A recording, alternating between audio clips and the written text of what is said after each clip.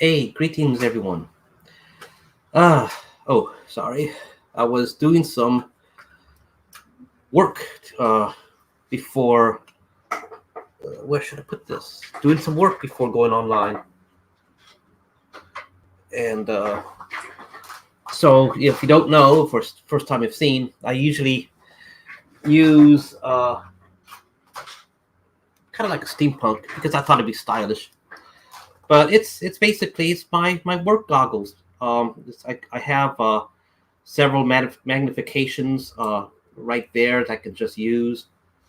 Um, Forget what they are, but this is like five, like five times, 20 times, I think. If not, then it might be 15 and 15 and 20 times, something like that. Um, I tend to forget, but anyways, because it's been a while.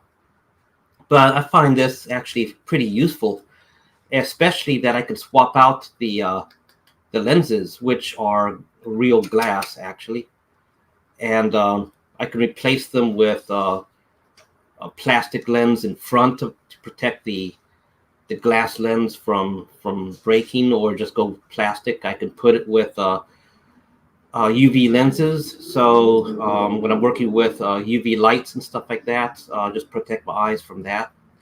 So I find these things a lot more convenient in a practical sense than using simple magnifying glasses.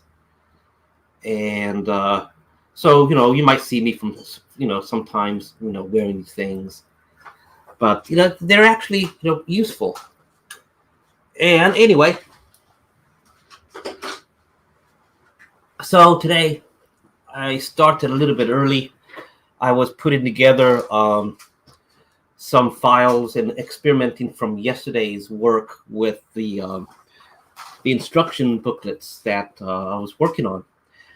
And but before I get started with that, a few folks yesterday, both on the video and offline, through regular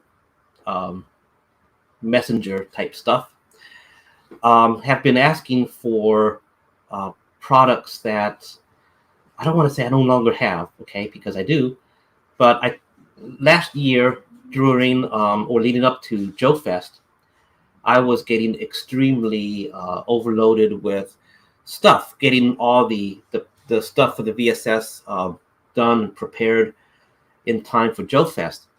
That and as everyone's getting ready for Joe Fest, there's pictures are being shown, and people are their imaginations and their ideas start to flow. And next thing you know, I start getting lots of orders for stuff that I hadn't gotten orders before in a while, such as conference tables, a few other props that were, that will be taking time to print, and I needed my machines for both, printing what I can do there, but also working with the VSS. So I went ahead and temporarily took some of those items off of the store. But now, of course, Joe Fest is over. Now it's coming, the new Joe Fest for this year, and so I can bring those things back. But while they were sitting offline, I was thinking, like for example, the conference table. I would like to redo the conference table for like basically upgrade it and make it more on a 3D printed table now that I have larger machines. So I can print an extremely long table, or just have the same size table as before, or make it modular so you could have like a middle piece and you just keep adding the middle. So I'm thinking of doing like a more of a sci-fi conference table, still with the middle part with acrylic, so you could have a world map or some other kind of display on the acrylic. And so I started a project that had a different frame for the table, but I never got past the overall outline, just like this is the basic shape, and I stopped there. But now that folks are asking about bringing back the laser cut wooden table, I was thinking, well, maybe it's time that I start to finish up that newer table and make that available. Also, I like to do Plan B type stuff. So, an example, laser cut things I like a lot. I like using my laser cutters a lot. It's very convenient, very fast, and you can do some very since using the word "very" quite a bit, huh? You can do some very extremely nice designs, complicated designs. And what I like about it is that it's very precise. I can put different material and have the same measurements and experiment with different materials very easily, very nice. And there's acrylics that look like metal. There's acrylics that look like bronze. There's smoked acrylics that look like smoked glass. So there's some nice acrylics that I want to use. And but unfortunately, what happens is that the laser tubes are rated for like 2 years on average, depending on the size of the machine. So the smaller the machine, the smaller the rating for the laser tube. On a 30-watt machine, it's about a year and a half. And that's our newest machine. So we have a Flux BMO, and I like it a lot. It's a very useful laser cutter. And I also have a Glowforge 40-watt laser machine, and also another Flux Beambox 40-watt. On both the 40-watt ones, the Flux Beambox as well as the Glowforge, the laser tubes need to get replaced. They are running low, especially the Glowforge. So I'm trying not to use those machines for laser cutting so much now, because I have to do it over and over before I actually get a good cut. And so I'm looking to replace the laser tube on those machines. I haven't done that yet, and I probably will do that sometime before Joe Fest, just as a rule of thumb of when. And so that's on the table to do. So in the meantime, I got myself a jigsaw, and I'm going to cut down some of the larger pieces of wood and things like that to make them fit on the smaller not beambox, BMO, the smaller laser cutter. And but with the conference table, I'm thinking, a good plan B would be to also have the ability to do the same type of products, but through 3D printing. So with that said, I'm also making plans to have the general's desk also as a 3D printed desk using wood filament. So I got the wood filament in one of the machines right now. And one little advantage to that is instead of using a laser cutter to cut away and make a pattern, I can build it up. So that might be interesting to see, for example, a desk that has heavy carvings, molding on the desk. And modern desks don't really have that. I may just do a simple verbatim copy of the general's desk. But at the same time, I'm also thinking like, okay, well, instead of cutting away, I can build something up. And so I'm looking into those things as well. Being wood filament, it should be rather interesting. And so that's one thing that's going on. Also, there are requests for some older items, such as the power generators, and those things are going to come back. I can basically print those as they were, so I'll be putting them back on the store. I know I mentioned that about 2 weeks ago on a broadcast. I haven't forgotten, so I'll bring that back.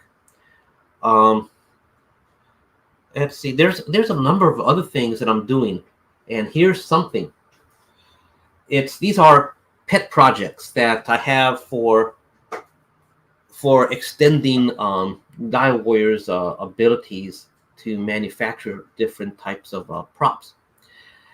One thing that I want to do as a do-it-yourself project is to make my own vacuum forming machine. So I've been doing some research. We have on order a mini shop vac. I want something that's small, that I could hold in my hand and do a small little vacuum form. And so there's a number of reasons why. But so I'm looking into that. I'm also looking into getting back into electroplating. So, if you're a G.I. Joe collector, you're familiar with Cobra Vipers and Cobra Commander and Destro having electroplated chrome parts, like the heads, the visors. So I'm looking to do something like that as well, true chrome rather than just painted. And I'm not really happy with a lot of the do-it-yourself electroplating things that I see on YouTube. But so I'm thinking, like, well, what if I can build a machine for that or something? So there's going to be some do-it-yourself type videos or something, or at least watch me, build something from scratch. So that's what I'm playing around in my mind right now. But first up is going to be the the vacuum forming machine. And so one thing that I want to do with electroplating actually is copper, because we do have a number of requests for some of the generic machinery that I no longer offer on the store, but they print well, and I will be putting them back on the store. I know I've been saying that quite a bit, but they do print well. I have standardized on the piping, so there's 3D printed pipings, things like that. And I'm thinking, like, it'd be nice to actually have real copper piping, in 3D printed props.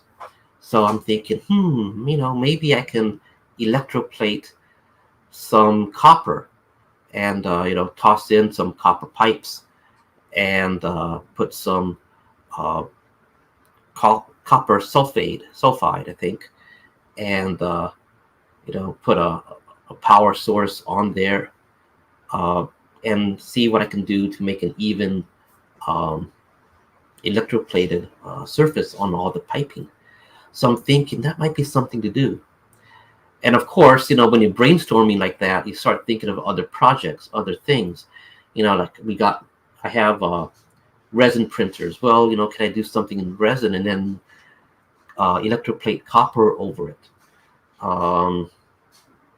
There's other projects to do copper or just metal in general. And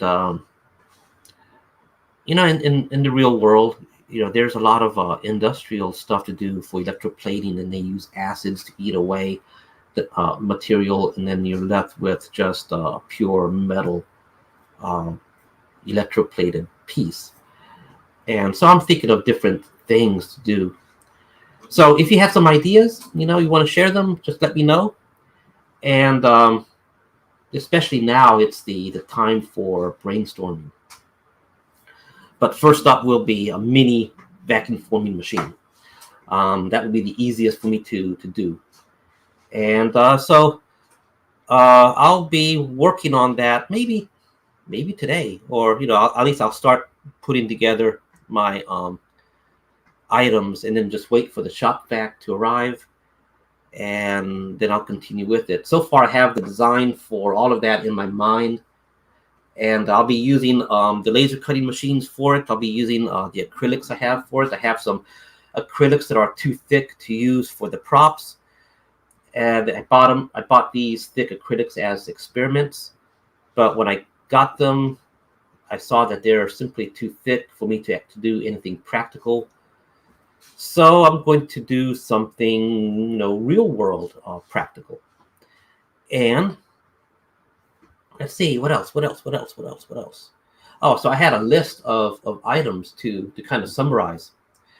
So another thing that's on my mind is, okay, here's another set of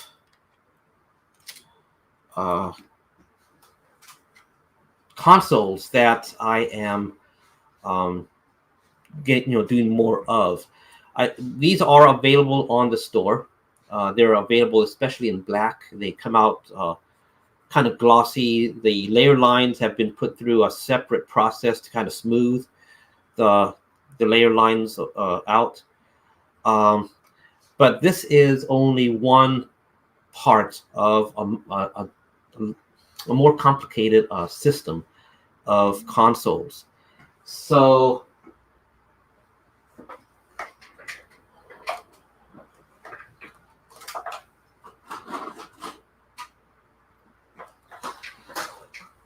this system, I'm beginning to print version 2, or should I say it's still the same console, but this additional console here, this one's got both of them together.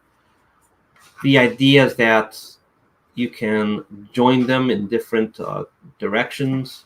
I don't think you can flip like this. No, it doesn't work like that. But you can join them in different directions and make a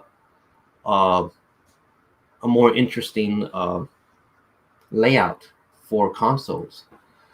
So this middle console is coming. It's designed. It's being printed. And I just don't have enough inventory yet, but they're coming. And so this will be the next thing coming for it. There's additional console extensions that allow for different types of displays to be placed, taller displays, things for multiple displays. So if you like those diorama things where you have like a monitor, several monitors side by side, and then you have the monitors over the operator, I am working on things like that too. And that's another reason why I want to do vacuum forming, because I got some monitor screens that are beveled, and that's really hard to do with laser cutting. I don't really have anything that is any way to do beveled other than 3D printing. I can do it with resin, but the consistency is not quite there in terms of the clarity. And I want these things, glass clear. I could do it with filament, but layer lines with the filament, even if I do it really thin layers or really thin layers, you still get to see layer lines, and they're difficult to get rid of, even with the smoothing process. And so what happens is that if you have like 2-layer thick models that are clear, you can smooth the outer layer, the bottom layer, the top layer, but the layers are in between each other. There's no way to get to them. So the thicker the piece, you can see like there's layer lines inside the part, So if you're doing a jukebox, it'll have a nice little light effect. But if you're doing something like a monitor screen that's beveled, it's not going to really work. But it will work with vacuum forming. So that's another reason why I want to do my mini vacuum forming machine.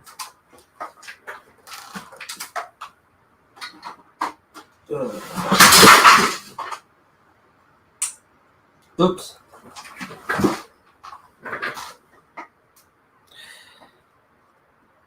A HISS tank fell.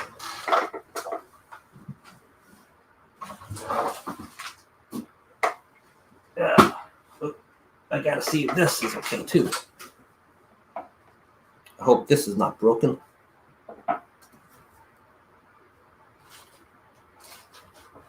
Good, everything's okay. I have these very nice, Japanese style tea set here, the tea kettle. So I have everything in the protective plastic. So okay, so that was on top of the item where the his tank was. So where the his tank fell, it pulled this, but everything's okay. Okay, so moving on.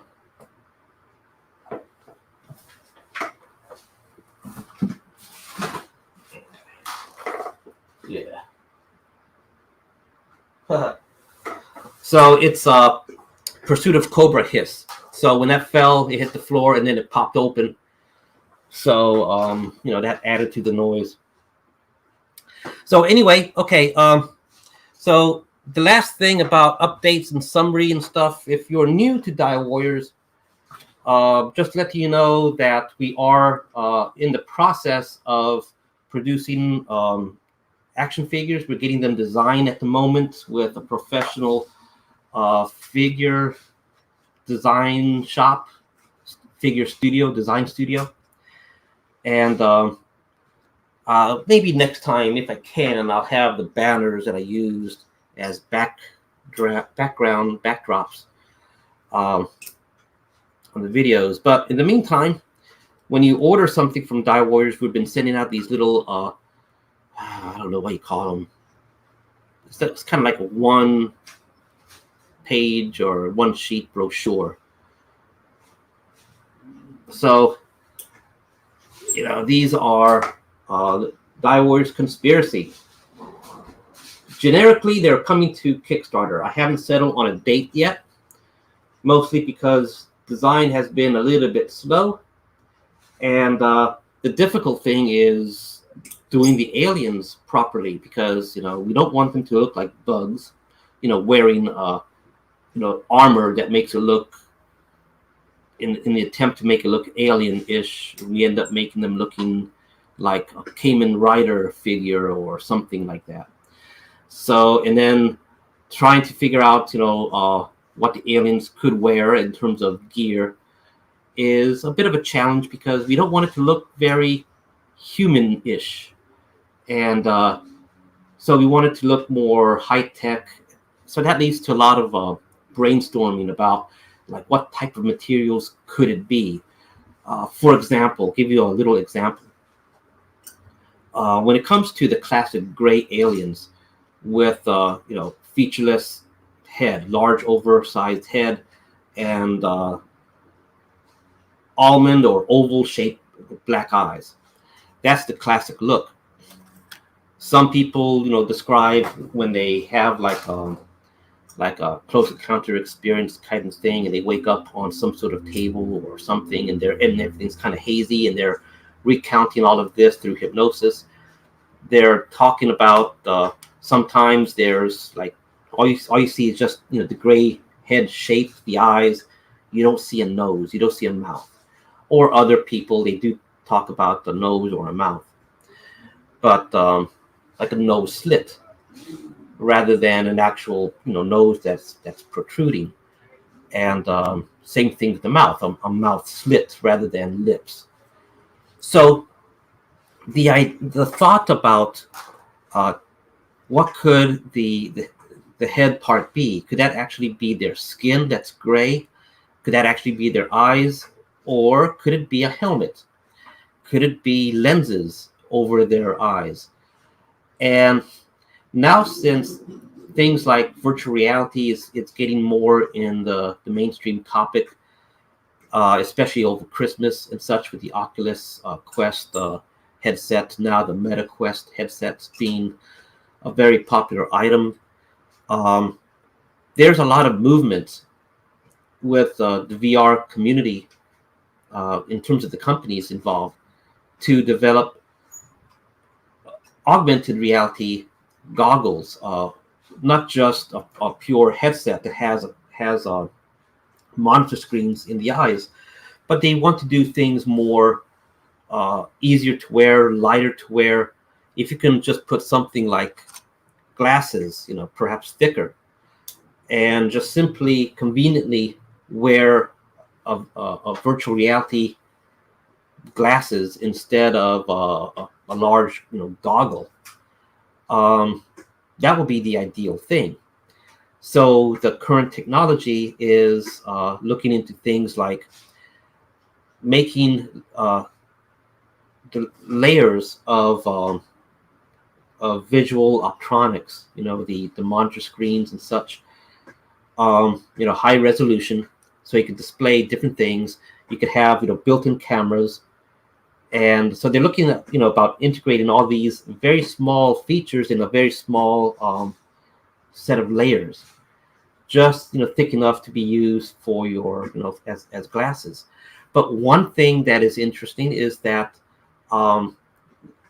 there is talk about doing lenses that will turn transparent or opaque, depending on the need. So the idea, and you may have seen it in anime like Ghost in the Shell, where they get into a car, instead of having windshields that are transparent, it could be opaque. May have seen it in other anime like Appleseed and such, where they get into a car. It's a screen. It's like a TV screen. It could be raining outside, but inside the car, it's sunny and everything. The car drives itself and all that. So the same idea is you can have, maybe with liquid crystal or something like that, you could have the lenses turn opaque for whatever reason. It's not a revolutionary idea. It's been around for a while, but the talk is to do it for augmented reality. And so that leads into the topic of, well, what could the alien eyes be? Could it be some sort of augmented reality lens that perhaps, using, other kinds of sensors, maybe not cameras, but other kinds of sensors, when one of these, aliens are looking at a person or some object, what they see is a bunch of different things, like what we are currently experimenting with for virtual reality. Perhaps they're seeing things in different wavelengths. Perhaps there's little highlights indicating, human, and this feature, that feature, whatever, being done. Perhaps some other types of display. And the idea is, if the alien needs to see something with their own natural eyes, perhaps those lenses, will turn translucent so they can see. And then, so it depends. It could be like some sort of personal, AR type glasses. And so anyway, that's the current thought about the alien, the gray alien stuff. It could actually be some sort of lens, some sort of AR type lens. The other thing about a helmet is, perhaps it could be like a second skin that's grown, synthetically, rather than simply worn like a regular helmet. Some people describe there's, like a seam, or there's no seam. So the idea of no seam, well, what if it's, grown like a second skin, some sort of protective material that protects from all sorts of radiation and all sorts of other things, but it's both organic and synthetic. And so that's another thing. So that's where we are with conspiracy. We're looking at different things with the aliens. We got different kinds of aliens, so it's not just simply gray aliens. And plus, there's different kinds of gray aliens too. So if you do, UFO research and stuff, you'll hear about the Zeta Reticuli and the Calypsi and other kinds of gray aliens. And some of them are bad, others are benevolent. And of course, we're not even getting into reptilian or the other kinds that are out there. And but of course, in terms of DioWarriors Conspiracy, yes, we're getting into all of that. And of course, so when you order something, you'll get this little brochure thingy. It's got a little write-up, a little bit more about conspiracy. There's one type of astronaut we got there. We got others, and so this is a long-term project we're working on. It's a complicated project, and we hope to put some high-quality ideas forward, not just simply make an action figure toy. We're taking it from a much more serious point of view. So if you're serious about action figures, action figure collecting, and you wonder about putting a DioWarriors Conspiracy figure in your collection, well, if you follow G.I. Joe and things like that, you can look at the Joe team as just one of many teams out there. And then you could have, the Marauder figures and the boss fight figures, all these other ones as other teams. And so that's our approach. We don't want our figures to challenge any collector to replace their collection with collect our stuff. Instead, we want to add our figures as a benefit to extend your collection and have your collection even go further than what you already invested with. And so, new ideas, new concepts, new vehicles. And so just like all of the other DioWarrior products that we do, we want to add value to your collection and not simply replace. So with that said, I am going to start, after 30 minutes? Time flies, huh? I'm going to start this broadcast. I'm going to continue where I left off yesterday with the instruction booklet. So yesterday, where I left off, I was in the process of making a lot of images and showing the completed view and then the exploded view, and then putting those images into the instruction booklet. I'm using Affinity Publisher. I really, really like that particular software. It makes doing things like this extremely easy. And what I like about it too, it doesn't cost an arm and a leg. It's not subscription based. It costs only $50. You get updates on a regular basis. And it's a very powerful tool. So yesterday where I left off, I got tired and I stopped. There's a number of images that, as I place them on the page and I resize them, there's an image in the middle, but there's white space on either side of the image. So I can, resize that image to fit the entire width of the page. But then I'm going to have overlapping because it's only the middle part that actually has the content that I want to show. So I was thinking, well, what I'm going to have to do is edit those images, resize them. Well, resize them to show them bigger. I'll show you what I mean. Unfortunately, with StreamYard, using StreamYard for my broadcasting, it allows me to share, but doesn't allow me to share multiple windows. I suppose I can bypass that by logging in multiple times. I just kind of think that's going to get kind of crazy.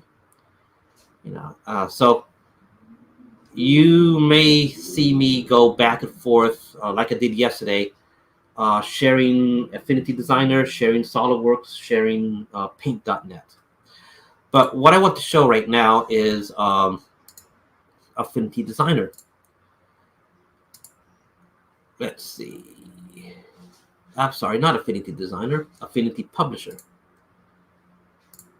So here is Affinity Publisher. Let me see if you can actually see what I'm doing. Okay, so here, okay. So with this, what I'm doing here today is I did these images yesterday. So you can see where, you can see how wide these images are, but the actual content is smaller. So what I want to do is to have the content bigger so they appear better on the page when I print them. So what I need to do really is get rid of the white space that is on the left and right sides of the image. I need to do that for several images, especially these down here. I mean, look at that. I need to really, to get this size, I need to really expand it. And then I have two side by side. I'm going to have to, get rid of that white space. So that's what I'm going to do right now. So the process of it is fairly easy. I did an experiment with this one. And so I'm going to do that for this image, this one, 1, 2, 3, 4, and 5. Hopefully, I don't have to do that for any other, because it is time consuming. I want to get this done today. So let me switch over now to paint.net. Okay, and I got paint.net here. I'm going to switch over. I'm going to go share, stop screen. I'm going to go share screen, window, and where is it? Paint.net. Go share. Okay. Now what I'm going to do is go to Windows Explorer here and take a look at all of the thumbnails I got. And I'm going to go to this one here. It's called 42.png. I'm going to make a copy so I have a backup. Copy, paste. Okay, I've pasted the copy.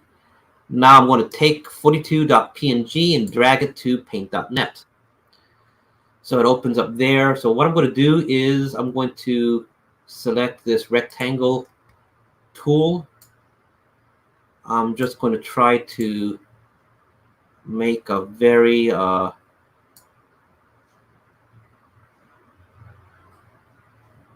to say, cut in as close as I can. So I'm going to try right here. Right here. And of course, I do have other tools that allow me to go in even further. But I think this one, I'm just going to use this. Oh, maybe it'd be better that I use another tool. Well, this will be good for now. I can use this the other software for something else. Anyway, so I can go to this. I can go File. I can go Edit, Copy. Then I can go New. When I go New like this, it keeps the dimensions of the box that I just made. So I can go New, and that's the dimension. I go Edit, paste into, well, I just go Paste. And I go File, Save As, and I call it 42.png. Let it overwrite.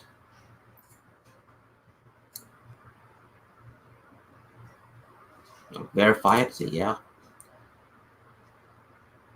And what I'm going to do then is do that a few more times. I got 43.png, make a copy. Paste. Drag it to paint.net. I think maybe I can use a different tool for this. Yeah, Control Z. Wrong tool. Okay. I think maybe I can use a different tool then. and paint.net to do something like this. Might be a little bit faster. So go edit, copy, file, new, go OK, go edit, just simply paste, file, save as. So this one was what, 43? Yeah, 43 PNG, 43.png. I think next time, if I have to do this again, I will use another program that I have.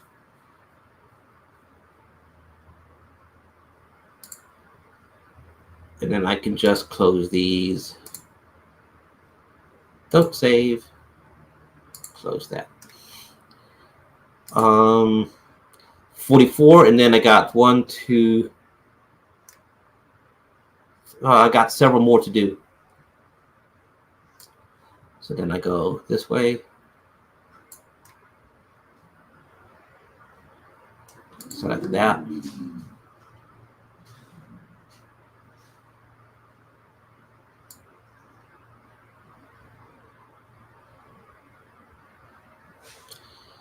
So how many of y'all are into things like the Lord of the Rings, and how many of you are eagerly waiting for the Amazon Rings of Power series to come out? Personally, with me, I'm not too excited. Paste into new image. Paste. Mostly because the stuff that I'm seeing on there doesn't really make sense.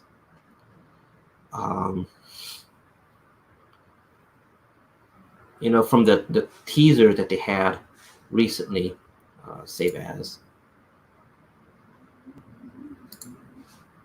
44. Yeah, the teaser that they had recently that they're pushing all over the place. It doesn't look very Lord of the Rings. It looks like a game, really, in terms of the styling. But I don't know. This is supposed to be about the Second Age of Middle Earth. Thing is that, you know, the one thing that comes to my mind is Galadriel is seen in armor, and I don't really see that making much sense.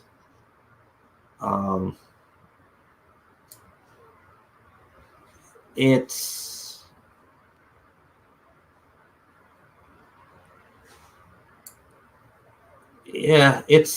I've heard people talk that Galadriel in armor is supposed to be a younger Galadriel, so she's more active. She's more out there in your face kind of thing. But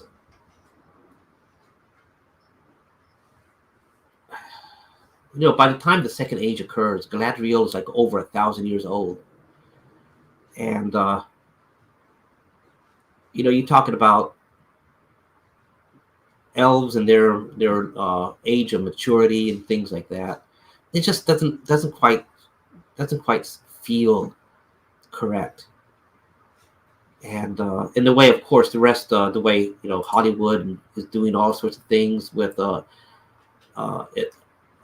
political agenda, apparently, or some sort of cultural. That's more accurate, most likely. It's like some sort of cultural agenda.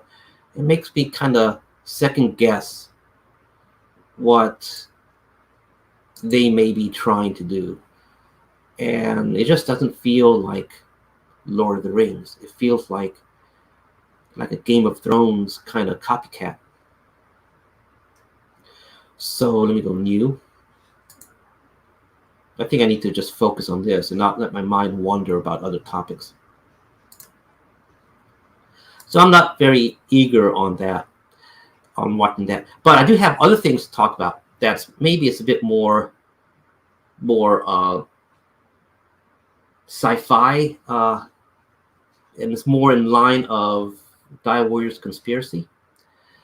is the topic of space, real world space stuff. And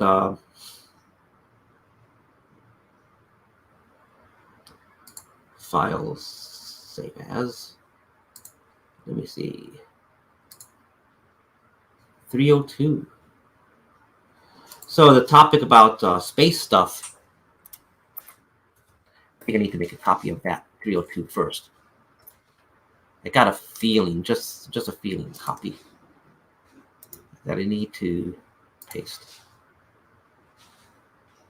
Okay. So yes, so currently there's a push right now to develop a SpaceX EV suit that allows the flight crew, the people in the Dragon capsule, to be able to exit Dragon while it's in orbit and do work out in space. So the current flight suits that they have is not really designed. It's designed for survival, but it's not designed for working out in space, things like that. So the current push is to develop a SpaceX EV suit so they can do things outside of the Dragon capsule. So there's like several companies involved trying to develop proposals. And I was just wondering, kind of for fun.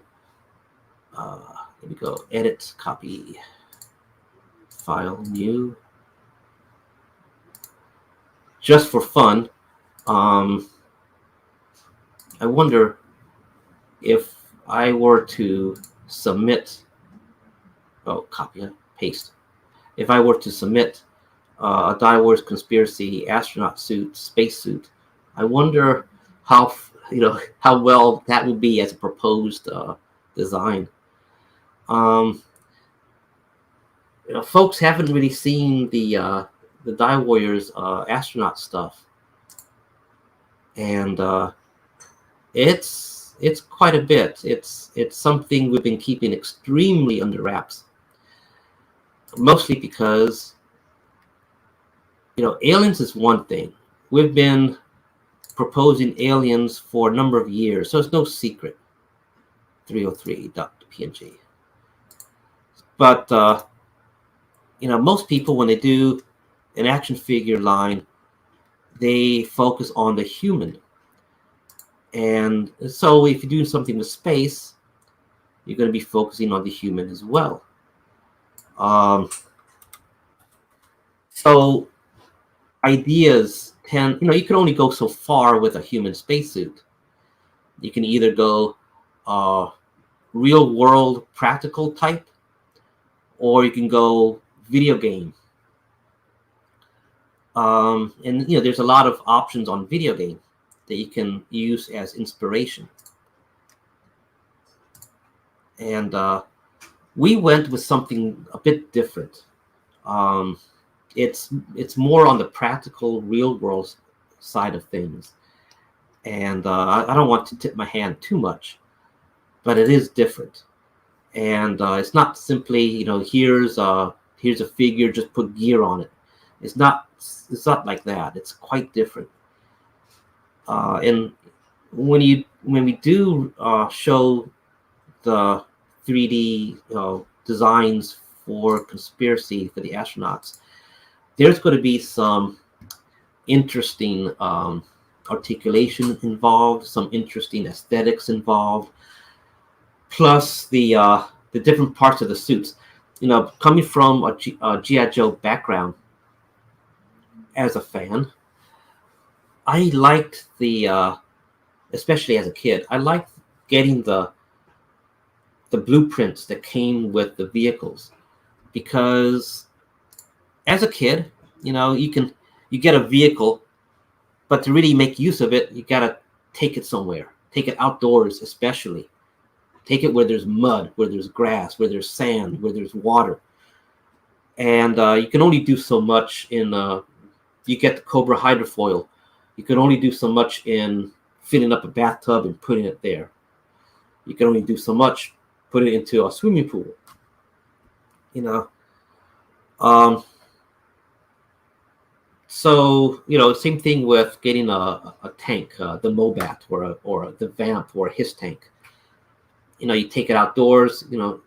But so if you're at school, if you're home inside, you can only do so much. And you're waiting to go outdoors to really make that vehicle worth it. So what do? You take a figure, you put it in, you kind of imagine like, yeah, this will look good out there. You can do it like this angle, you can do it like that angle. You can put you can build a base out of bricks. You can do something with sand, with dirt. So all this, you're playing with playing with the imagination of your mind. And with the blueprints, it kind of went a little bit further. Now there's something more to do. You could have a His tank in front of you on your desk or something, and you can take out the blueprints and read a little bit more, and thinking, yeah, that's where the fuel cap goes. Yeah, this, the glass, the canopy. That's it's not just big thing of glass that can break. It can withstand certain impacts from shells. So it feeds into your imagination as a child a bit more. So I gotta do 303. So oh wow, it's windy outdoors outside. Paste. Copy. Okay, so I made a copy. So as a kid, I thought that was actually pretty nice to actually have that creative ability to look at a printed page and start getting ideas on what I can do with that vehicle. So I was thinking, when I'm working with DioWarriors Conspiracy, with the astronauts especially, do the same thing. Do it so you can have something like a blueprint showing each part of the figure, not just about the articulation, but about the gear. One example, okay. Let me go copy, new, and paste. And then I save as. I made a copy. This is what? Let's just make sure I made a copy of the right thing. This is 304. I made a copy of 304. Okay, so file, save as. Yeah, file, save as. 304. 304. And I gotta do this again, 1, 2, 3. 3 more times. So we're almost there. Almost there, folks. Yes, replace it. So I will clear this out. Don't save. Don't save. So that's 304. I gotta do 305. So here's 305. And I'm going to just make a copy of 305, 306, and 307. Copy. Paste. So now I have a quick little backup. Let's see. I'm going to take a look if there's any comments.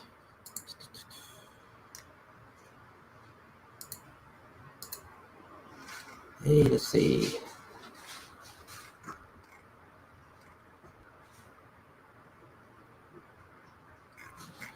I don't even see my, I guess I need to update my Facebook browser thing.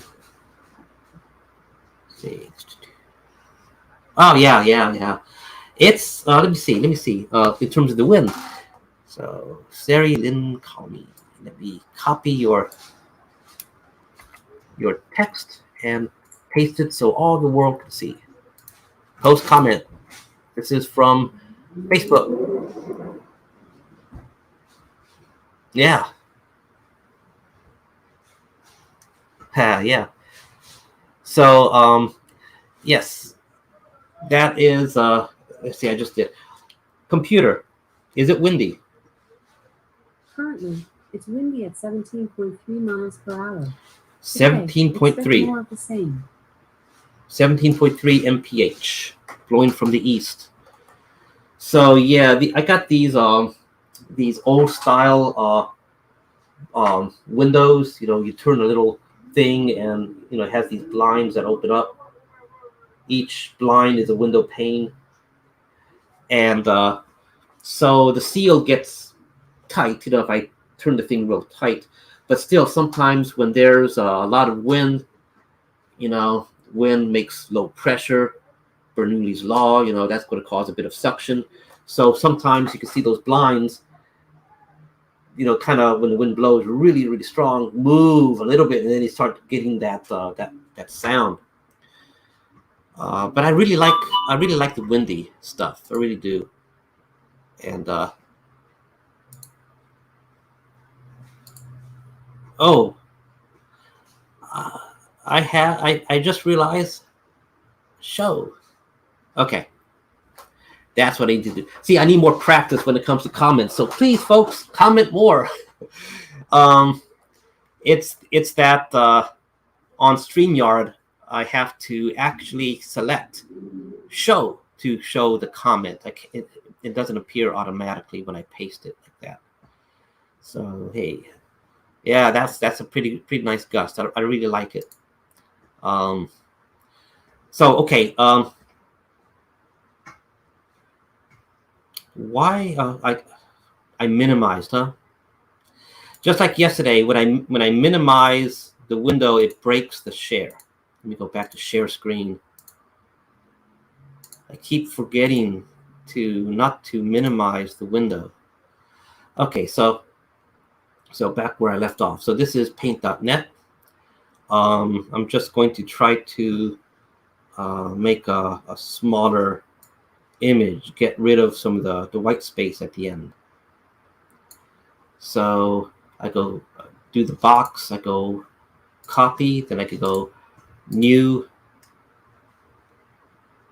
takes the dimensions of that box, I go paste, and let me just verify that this is 305. File, save as 305. Okay, two more after this. Save. Yes, overwrite. And then I'll be able to share Affinity Publisher and show how to update that. And then I can continue with the layout for the instruction booklet. This is 306. So let me get here. I can hear talking outside. Golfers, I think. It's a golf course below me. Edit, copy. What gets me nervous about golfers? First of all, I'm on the 5th floor. It's a golf course down below. I can hear the loudest of whispers. So if someone whispers quietly, I won't be able to hear it. But when someone's just talking on the cell phone, or you know, or just talking, and they're in a golf cart, even on the 5th floor, I can hear it. So lessons learned. You know, if you're next to a condo unit somewhere, you know, sound travels better than you might think. So okay, so I boxed this in. I go copy. I think I did that already. Go new. Takes the dimension. Edit. Paste. And then I go save as. Verify 306. Okay, 306. 306. Yes. And I think I still think I should have used the other program I got. And then 307, the last one.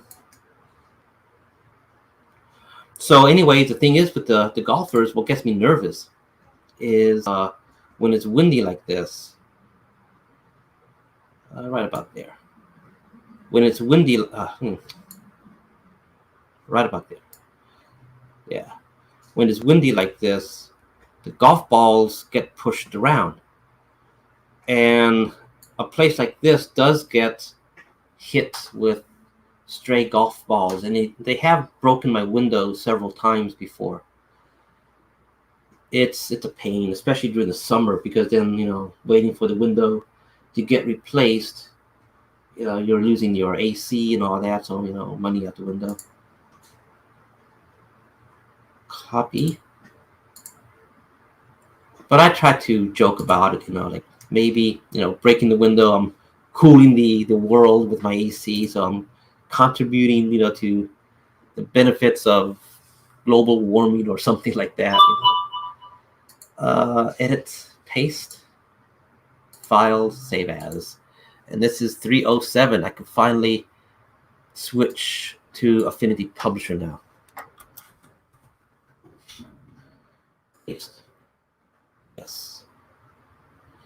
Cool. Okay. So I don't know if you can see all those dialog boxes that come up.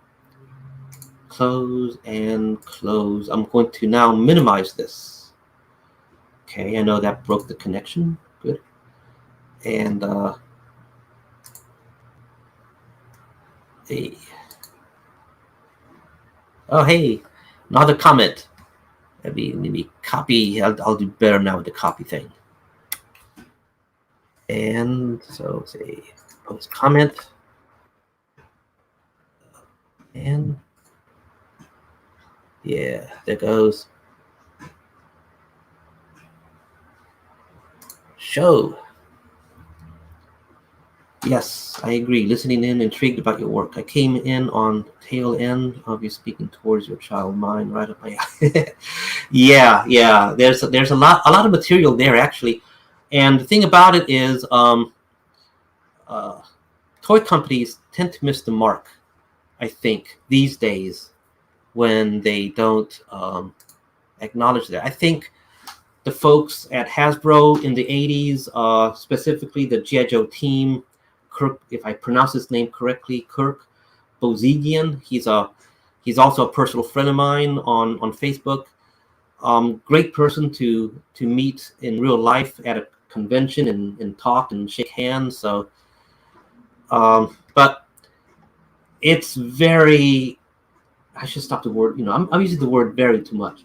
It's extremely interesting to hear him talk about the marketing strategies and things that have occurred in the past with Hasbro, and the reasons why they went about with their approaches. And give you an example, a lot of people don't realize that G.I. Joe back in the 80s was not about selling figures; it was about selling vehicles. So the figures were as accessories to vehicles. These days, it's more about figures.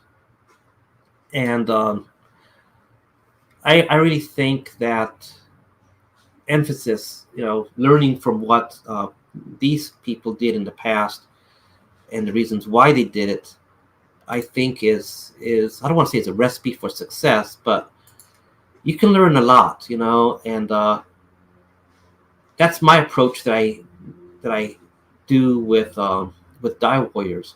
That's one reason why we don't really push figures very much with it. We push the other things. And up until recently, because up until recently, there's been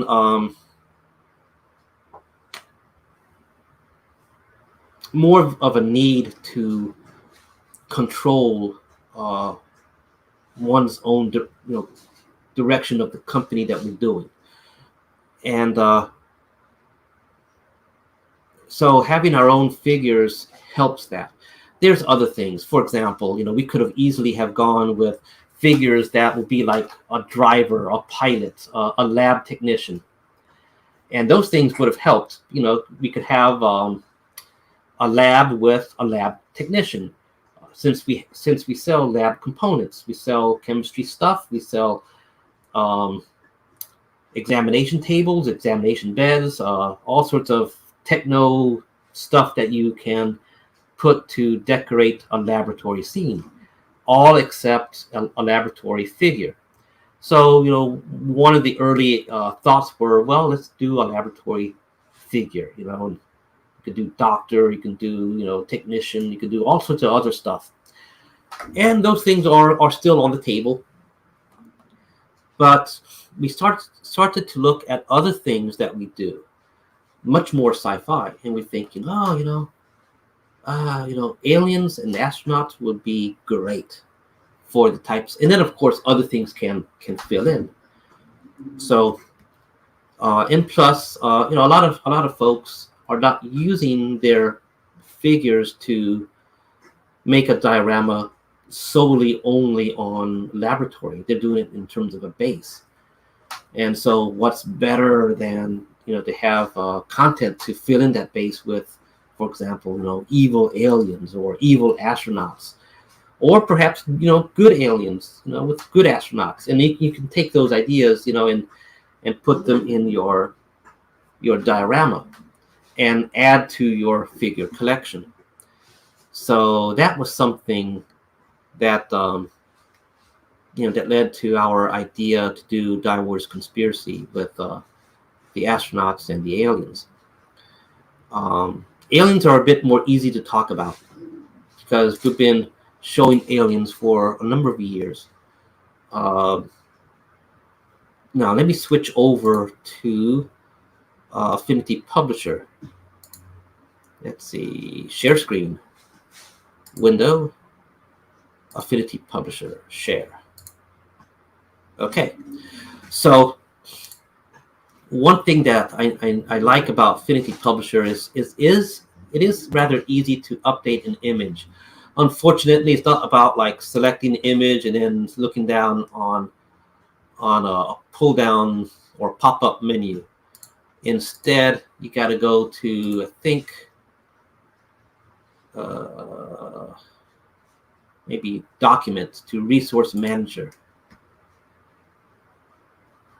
So what Resource Manager does is shows basically all of your text, well, the fonts used, anything that is going to cause a problem gets highlighted here. In this case, for example, this QR code is listed as missing.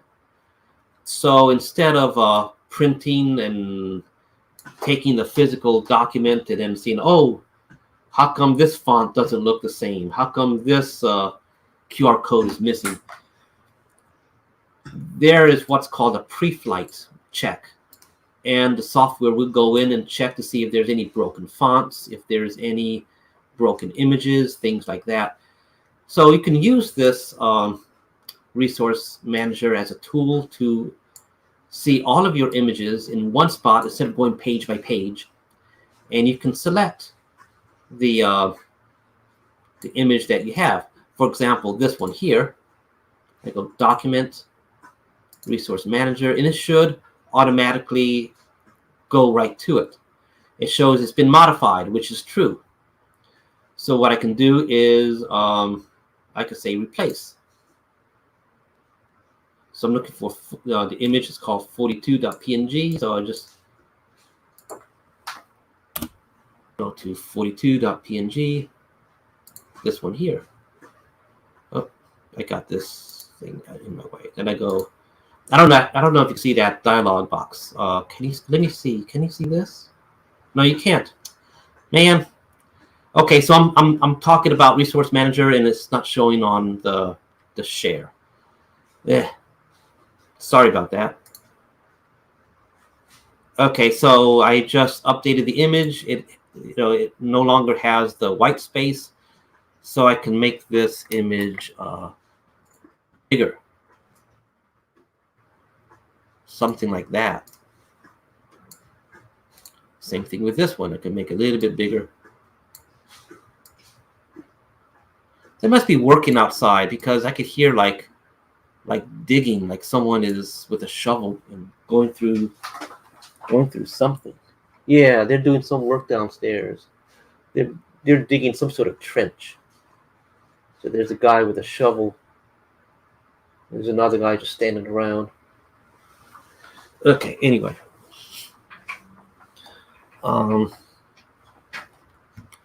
So I need to update this one also with, let me go resource manager. Okay, so he's modified. I go replace with 43.png. So 43. Let's copy 43 PNG. Okay. And close. Oh, it should have. Yeah, it did it. Okay, good. So I can make this bigger. I will make it proper size later. Let me just quickly go through all of these, and then I can go to the next page and move on to the next thing. So yeah, doing things like this is monotonous. But someone has to do it. This is 42, right?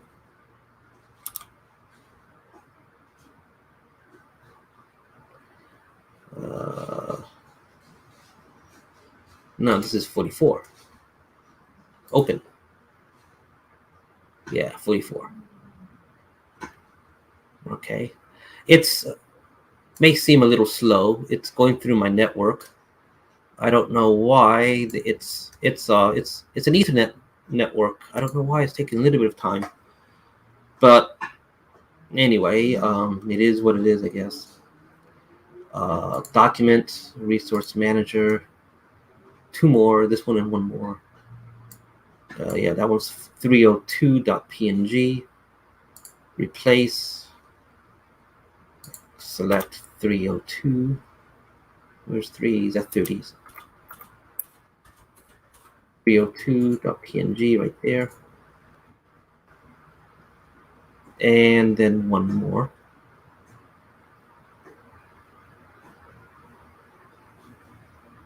Come on.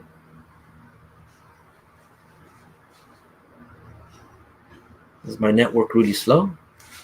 It says linked. Oh.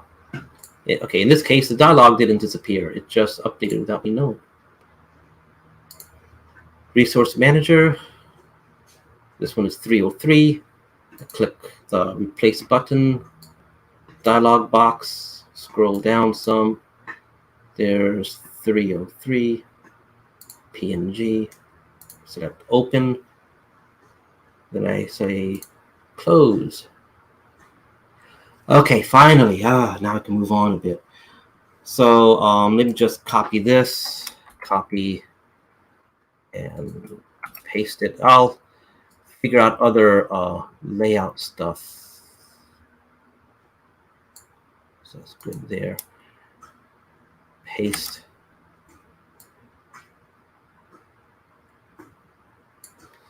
And let me move down to this one.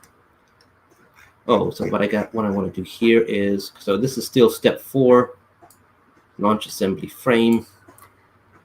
Let me also see. I'm debating getting rid of these part lists. I think it's just confusing. After a while, the part list begins to grow. So I think I'll get rid of it. When you begin a step.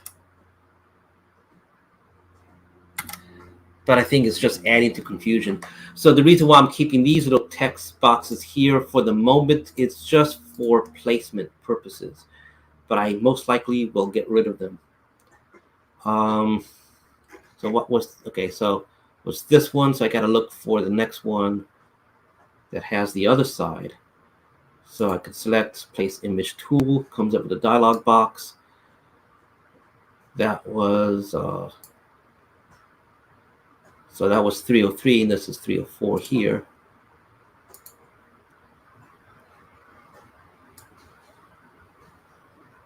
Okay, so I can put that there. Do it again.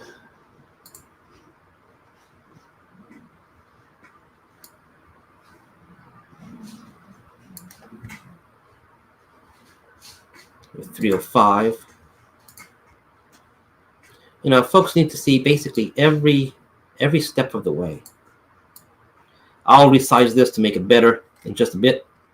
I just want to put 2 more images there. Trying to make up for some lost time. Let me see if there's any comments.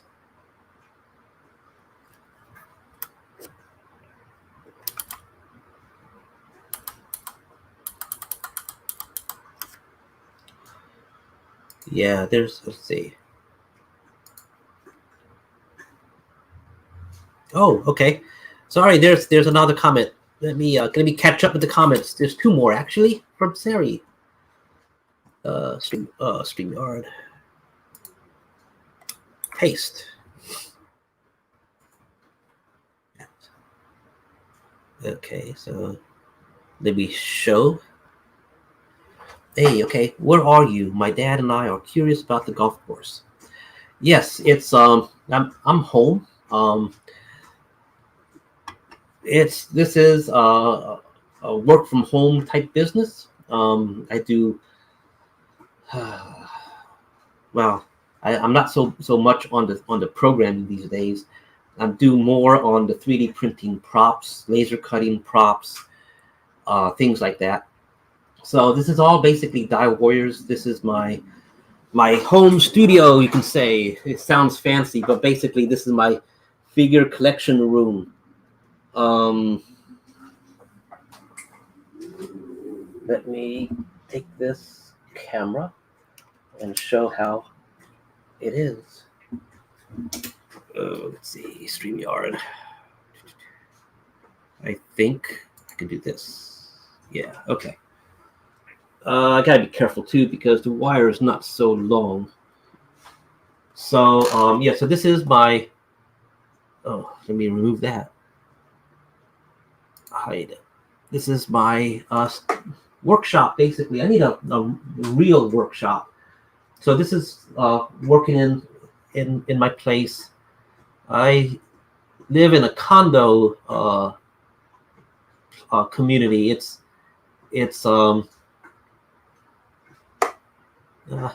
can't do it. Yeah, and then of course there's me with my unshaved face. So this is my workshop here. This is basically DioWarriors. I have printers. Can't really see it, can you? On this side. Did I screw up? I think I may have pulled. Oh no. Okay, good. So I got printers on this side. I got filament stuff like that on the floor. I got my figure collection in the back. It's all resource reference type stuff. I got more printers in other rooms. And so it's a work at home business. It's a condo. It's a community that has a bunch of different condos. This is condo number 94, and so it gives you an idea how many condos they have. They got more than, I don't know, I think more than 100. This condos are about 5 floors on average to about 9 floors. There's also like a residential section. I don't know too much about that. And there's a bunch of townhomes also in between the condos. So you have like a condo. Usually you have like a condo building, then you have like a townhome, the condo building, that kind of thing. So so we have a number of things like that. And so it's a large golf course, and it's just snakes in between all the condo stuff. North Broward. I gotta take this. Hold on for a second. Hello?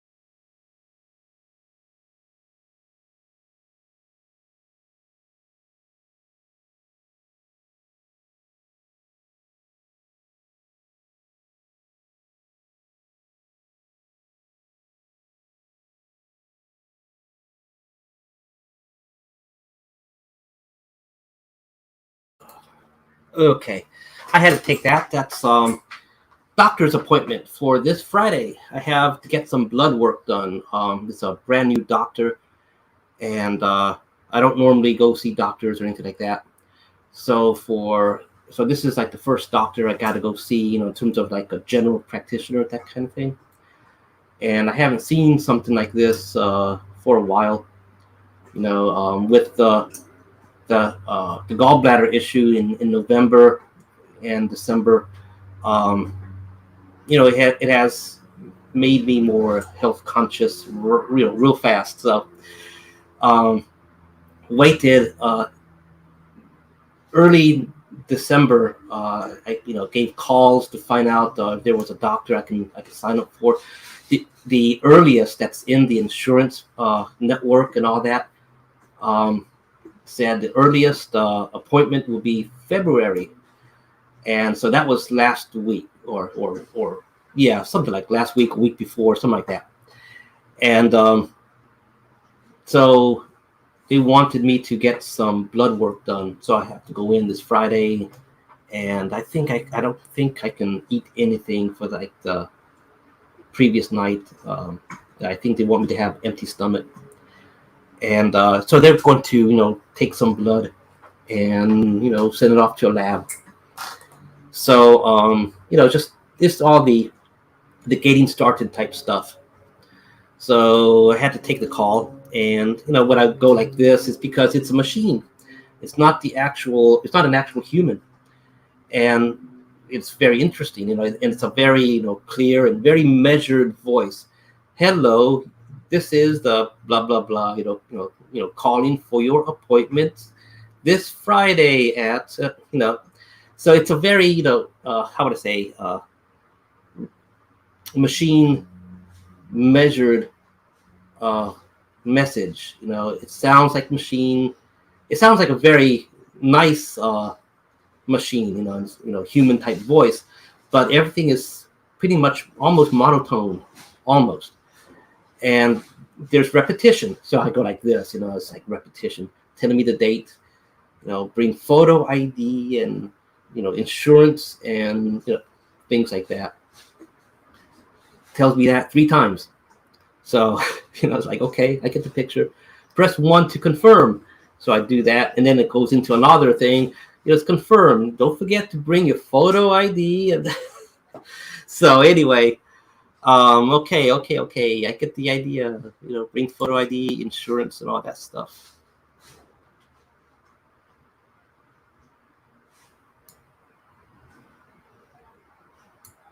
Okay, so okay, more comments. I'm trying to catch up. I'm a little bit on the slow part. Okay, copy. I want so people who are coming back to view, they can see the text on the screen, and they. Okay, then I gotta go show. Actually seeing you work as opposed to explaining via text is exceedingly helpful for me to wrap my head around this. A lot of intricacies involved with this. Yes, there's a lot of mess too. I got like prototypes laying around. I gotta find something to get rid of these prototypes because they're not bad. Just that I don't need them anymore. That's all. And so maybe I could put them on the store in some sort of like overstock section or something. And because if I don't need them, maybe someone else does, for reduced price, that kind of thing. And there's one more comment also. Well, there's 2 more. Oh, okay. I will condense these 2 comments into one. I'll just say, since the other one is just a state name, I'll just answer it right off the bat. Paste. Show. I know you work from home. Was asking location of set studio in Florida, not Texas. Texas is still a goal. Have my brother there. He's helping out with some of the printing as well, especially with what I was mentioning earlier with the other parts of this this console. But I am currently at the moment in Florida, and southern parts of Florida around the Fort Lauderdale area. So I'm within reach of Miami, and I avoid Miami. It's just terrible traffic there. I don't like driving over there at all. So I try to do everything locally here or elsewhere, but not Miami. Just too crazy. So hiding. Yeah, but it's very convenient in many ways. I kind of like Texas more, mostly because I like to have a real winter, or at least a winter that I can feel cold. And the temperatures here have dropped down to 56 or 54 or something like that. Um, I think a few weeks ago it's like at night maybe in the upper 40s, like 48 or something like that. But then it quickly went up to the 80s within a day or two or something like that. But I like to be able to feel cold. Well, I don't like to feel cold. I just like to know that outside is cold and nippy, and I want to wear a jacket. I like wearing jackets, especially jackets that have a lot of pockets. Um, I don't know why, but I like that. Can't really do that here. And like right now, the temperature is computer. What's the temperature? Right now, it's 77 degrees Fahrenheit. 77 degrees. Tonight, expect a low of 72 degrees. With a low of 72. Happy Wednesday. And so in Texas, it's one other thing that I like about Texas is that during winters, at least in the central Texas area where I have my house there, families there, it can snow. Not all the time, but it can.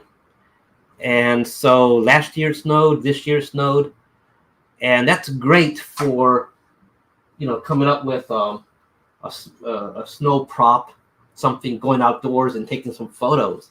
I can use that. And of course, all you have to do is just drive off to the west a little bit, and you're in kind of like desert type territory. Great for desert type shots and things. All those things, might be something to smile and laugh at, but in terms of business, it's content, and content means money.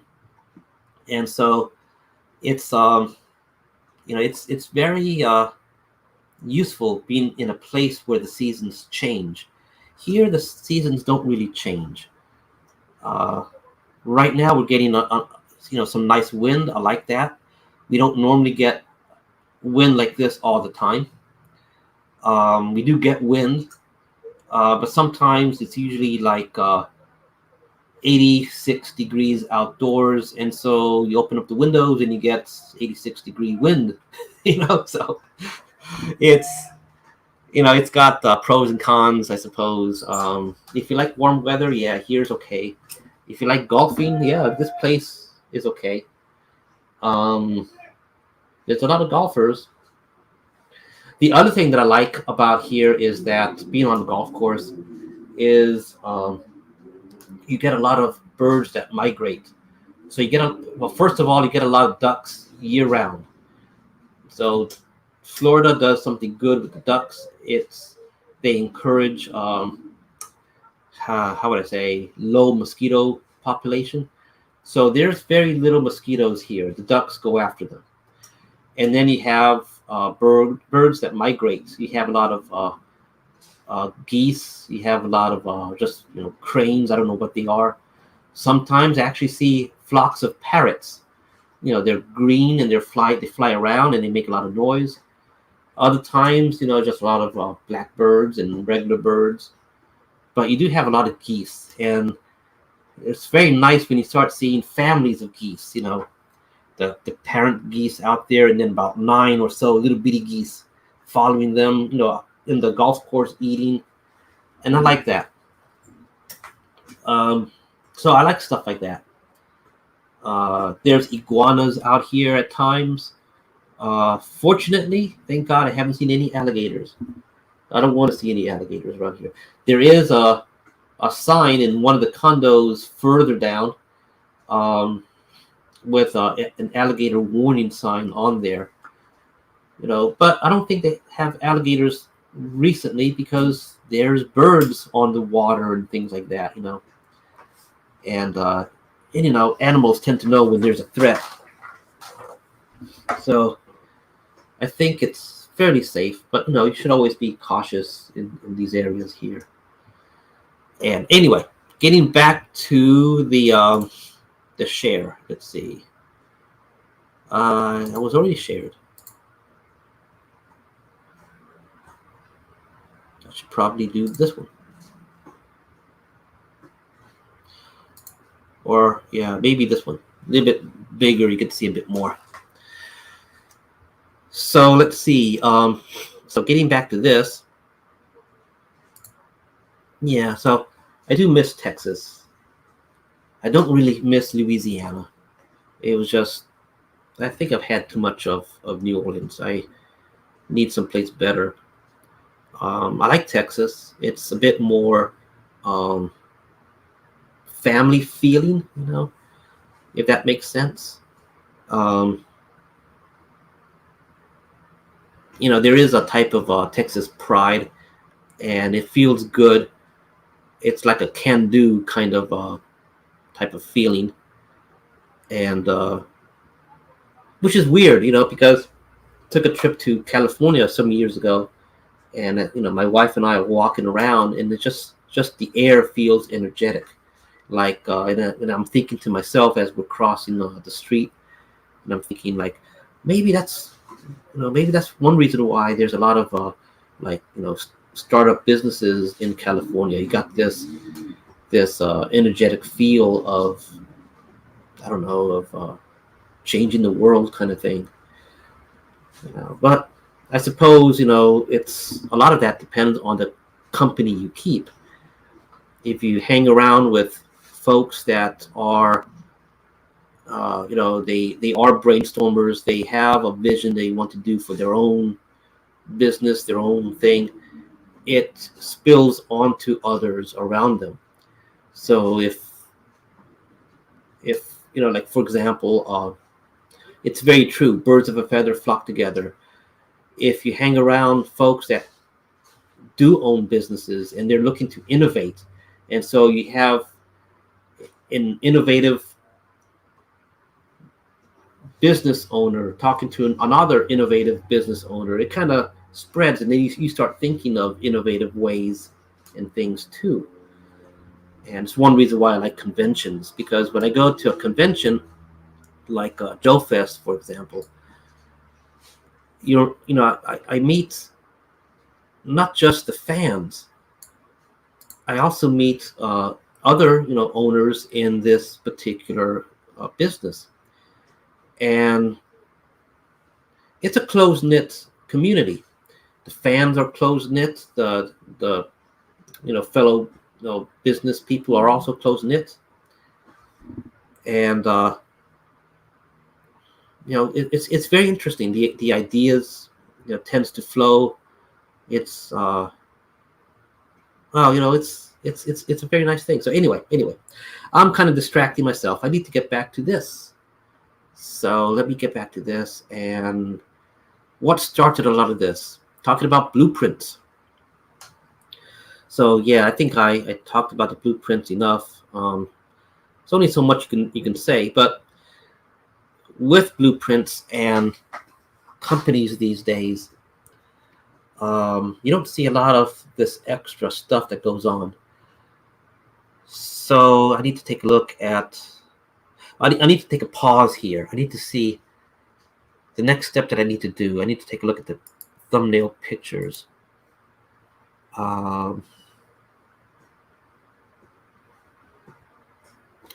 Okay, I need to scroll up some. Okay, so this is basically another part right here. So what I'm going to do is I am going to move these down.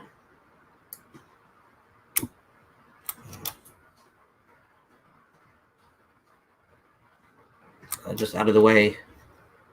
And I'm going to move this in its place.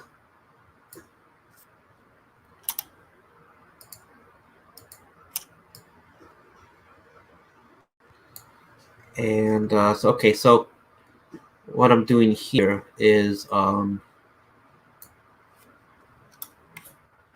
going to try to keep it as simple as 4 images on a page like this. I can put more images on there if I want to show, like, a zoom or a different angle.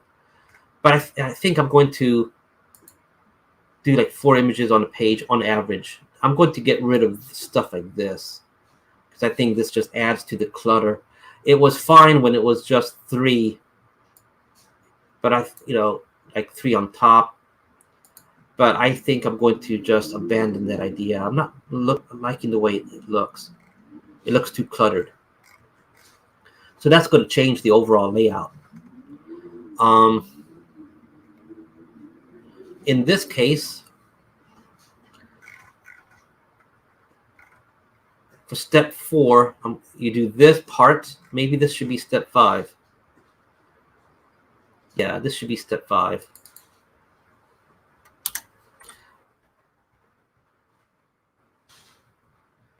And I probably will change the text down here, launch frame assembly. I probably will change this one.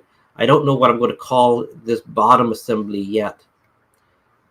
I don't want to use the word beam in there, but that might be it. But anyway, the next step here is not to combine. So step 6 is to combine step 5 and 4 together. Copy. Yeah, step 4, step 5. Oh, I got to do, there's one more. I got to do the, okay, I got to do the ladder on step 5, Control V. So I think I need to do SolidWorks real fast.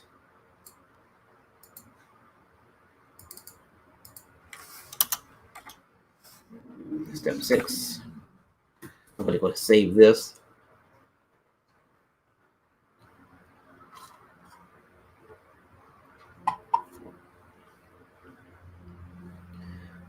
Yeah, with a straw. Let's see. I'm going to, yeah, so I got to do, I don't think I have the images for the ladder. I think I noticed that I was skipping that yesterday. And I think I may have done it, but I don't see it here in my list. So what I will do is go back to a previous folder, take a quick look. There's the assembly with it. I thought I had the exploded view. So I'm taking a look at image gallery. There's ladder, yeah, so I actually do have, so I don't have to go into, no, actually I do. I don't actually have, yeah, no, I have it. I have it all. 1, 2, 3, and 4. Of course, I got white space. Copy. But this time, instead of using paint.net, I'm going to use another assembly guide, and I can paste these images.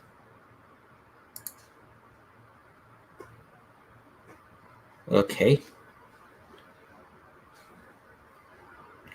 So let me also, let's see, this is Windows 10. I got another program called XNView.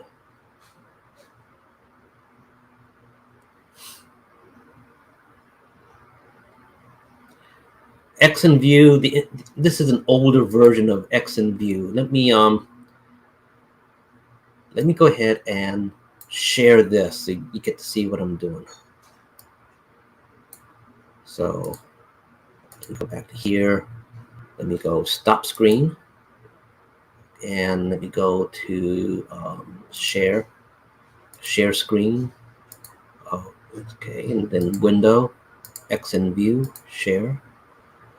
What I like about XNView, the old version, this version of XNView, the interface, was a little odd at the time, but I got used to it. It's what I like about it in particular is that if I open the program and then I do something like drag and drop, it automatically associates the path. So when I go to save the file, I could just simply tell the thing to override or whatever, and it will save all the new stuff into that particular folder. If I open up another version and I drag from a different folder, it associates that. I don't have to specifically open. Lots of other times on other programs, to get that association, I would actually have to go through the dialog box and open a folder in order for the program to associate, new activity to that folder. So what I need to do here is show the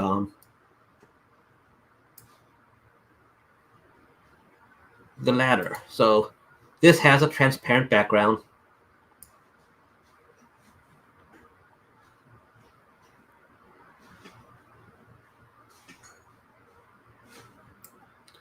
So I'm going to go ahead and just save this. I'm just going to crop it and say File, Save, override it, yes.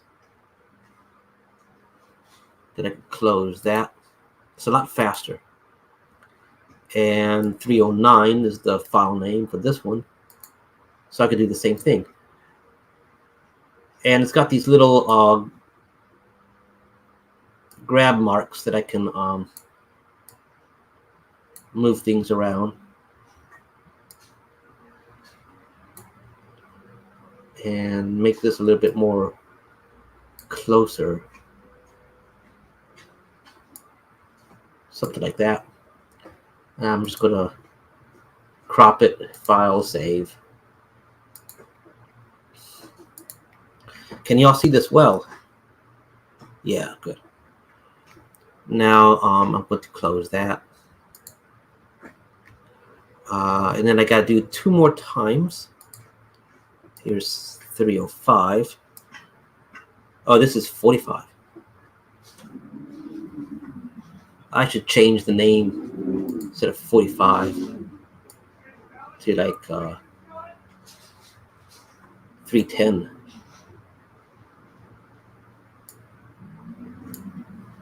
And then crop it, File, Save. Yes. Okay. And let's see, I'm going to change the name to 310. 310. And then the last thing is, okay, here's 46. I'm going to change this one to 311. 311. Okay. I'm going to drag it to here.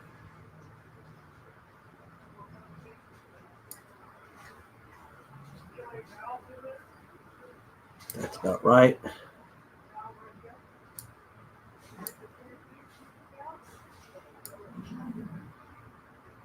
That's about right. Okay. Click that. File, Save. Yes, save it. Okay. Now I can close this. I don't think I need to keep it open, but so now I could get back on the previous share. Let me see if there's any comments. Yes.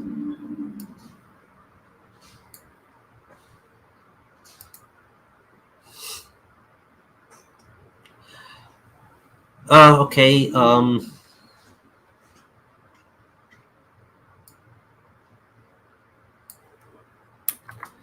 Here, let's see. Copy, paste.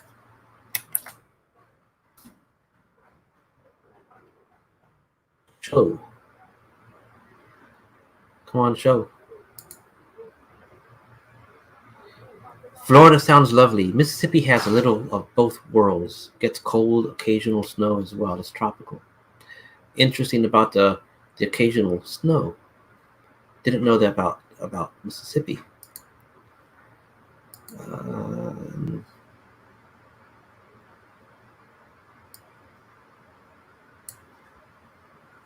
Copy. StreamYard.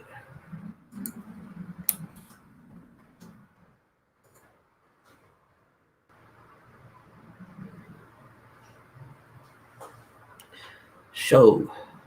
Catching up to the comments. I was tired of New Orleans, Louisiana as well. Yes. Makes sense. My sister Hannah is in Houston. Hannah.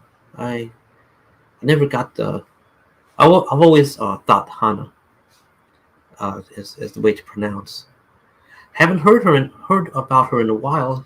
So you gotta clue me in, and I'm curious. I was actually thinking about her.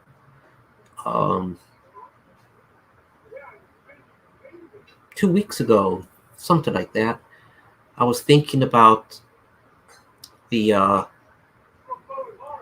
house in your house in New Orleans, and I remember there was like something on TV. It was the chocolate factory. What do you call it? I'm forgetting the names, but anyway, it's a something Charlie whatever in the chocolate factory, and it's like there was a time where I used to visit you at your house, and they would have that on TV on the local channels often. And I remember the opening has like a lot of M&Ms or some sort of candy like that, a rainbow of candy, flowing over like waterfall. And so I remember your family, back then, and something like that. I think there was a fish. I barely remember. Fish called Oscar or something like that. I barely remember. But yeah, so those memories, are coming back, and I was thinking of stuff.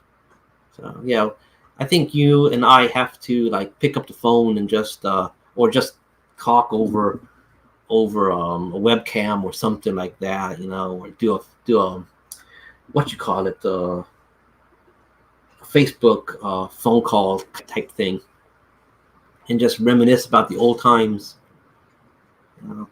So if people out there are curious, Sari and I grew up together in New Orleans, long time ago, and so she is my oldest friend, longest time friend, and I have a lot of good, happy memories of childhood. Exploring the neighborhoods and doing things together. Really, really fun times.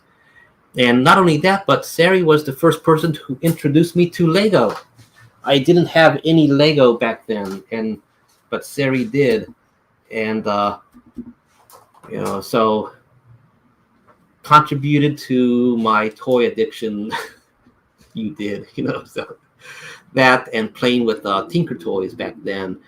And, model railroads. I think I had a Lionel type train with the 3 tracks, and used to do things in the house, making tunnels and things like that, and have the train go through. We used to put chairs and put blankets and towels over the chairs to kind of like make mountains. And so the train would go underneath the chairs, so we'll be under there like cool, But by the time we set up everything, then it was like time to go home. So, typical childhood type stuff. And so yeah. And let's see. Also, looks like one last comment 16 minutes ago. Time flies. Now it looks like I gotta get ready too. So time's flying even faster for me. Let's see. Chat. So here's the last comment so far. So show. Yes, absolutely. Like-minded individuals, especially creative minds, do build off one another. Very, very true. Very, very true. Okay. Let's see. Back to this. What I need to do here is share again.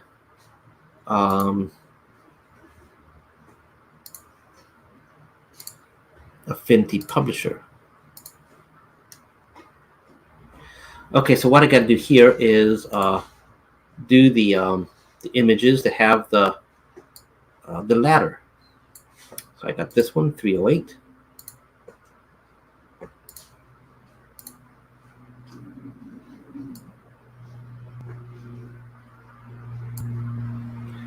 And let me do one more showing the finished result.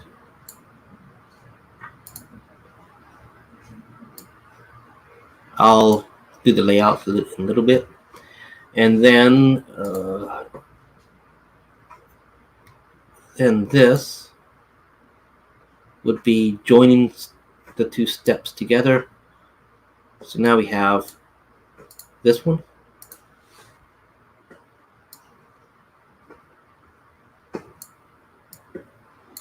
And one more.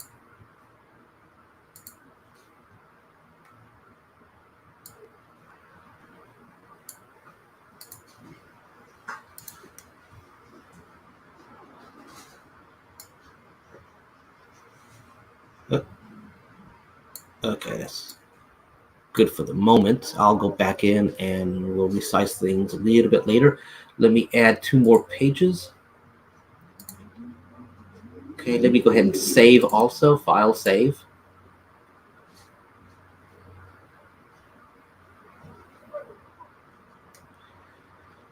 And so joining those two. Then I think the next step, let me copy this. Copy. The next step would be to do, I don't have these pictures yet, but the next step would be to do placing the launch tubes on the structure. So I'll go paste. Step 6. Step 7.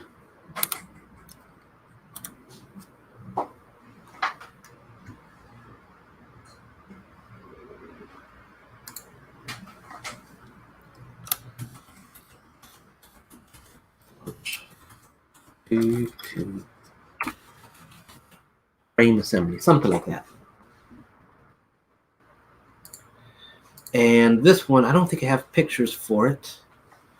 So I may have to load up SolidWorks to show the assembly. And this is where things get a little bit crazy.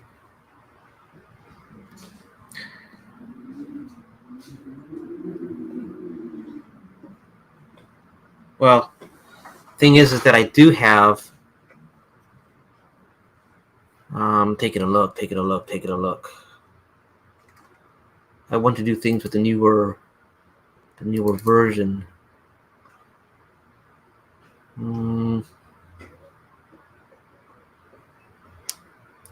So I'm going to have to go to the older version, and I'm going to load up SolidWorks right here. I do have pictures, but what I need to do is to show the exploded view. I don't have any exploded view.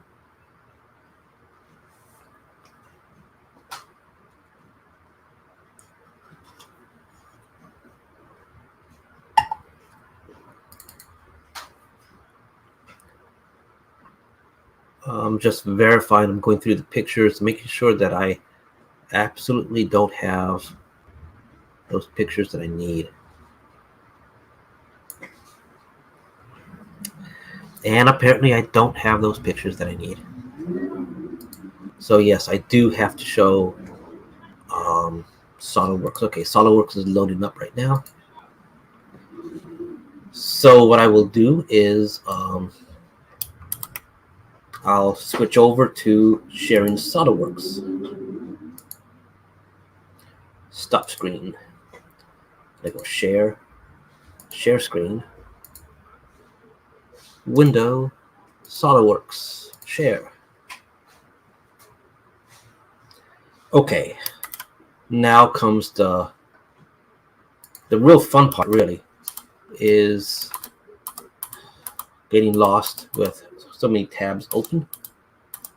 Okay, so I'm here. Let me look for an assembly.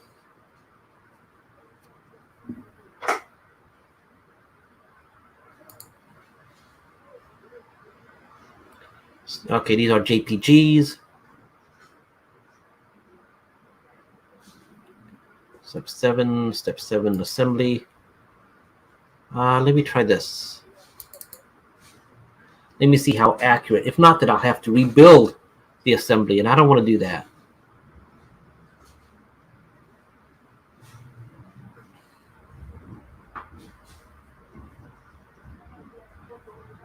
Loading. Can you all see this? Good.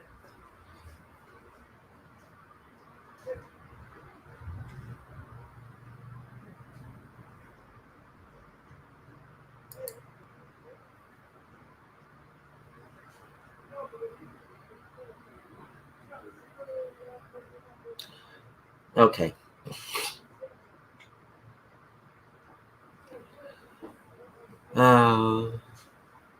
I don't want to have to rebuild anything.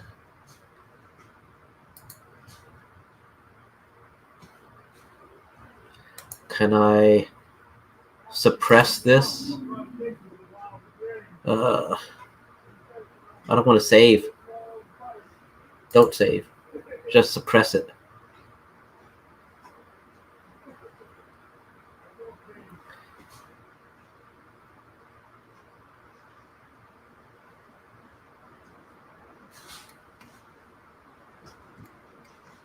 See, it's got these bars, this right across. Let's see. Can I to support? Okay. Can I suppress this? Okay. How does it look? Okay, here's an idea. This is what I'm going to do.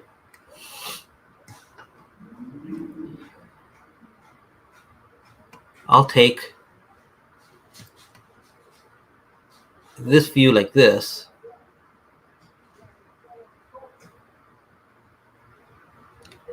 I will suppress this one. So that's the first one, huh? No. Yeah, that's the first one. Suppress this. Okay. Suppress the second. Okay. This is going to be tricky because I don't want to save all this work. I just want to save the images. So what I'm going to try to do in a very short amount of time is make a series of pictures, images, and I'm not going to save anything other than the PNGs. Okay, so I'm going to take this one and I'm going to explode view. Actually, insert exploded view, and I'm going to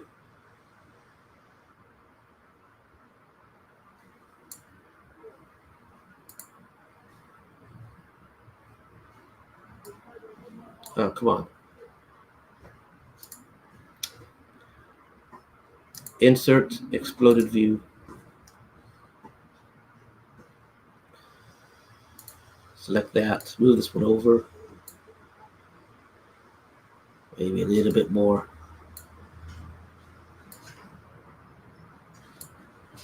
Then I'm gonna go done. Could I select this? What could I do with this? Could I?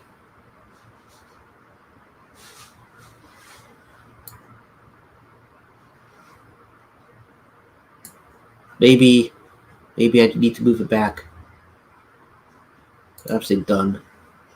I know this is kind of crazy, but I'm kind of like doing it as I go. I'll put it over here because it gives the illusion of being on top. Oh.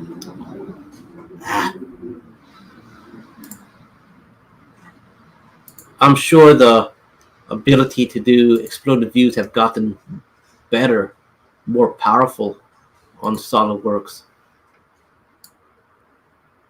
I'm not used to this. I'm not used to this new way of clicking done after every step. The previous versions was a little bit easier, I think. But apparently, it looks like you could have nested steps in between. So obviously, they made it more powerful. Maybe I need to spend more time doing exploded views. Okay, so this file, save as.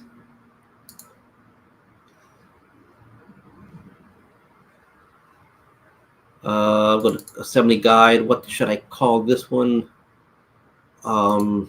Should be PNG. I'm going to call this one 500. Save.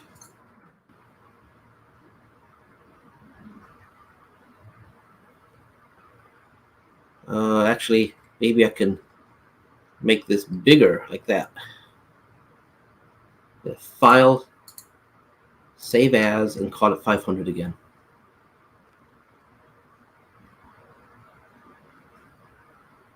Assembly guide, PNG, 500. Yes, replace it. Okay, then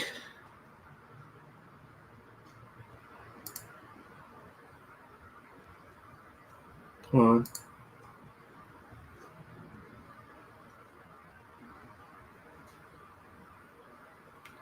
Then I go view, exploded view. Okay.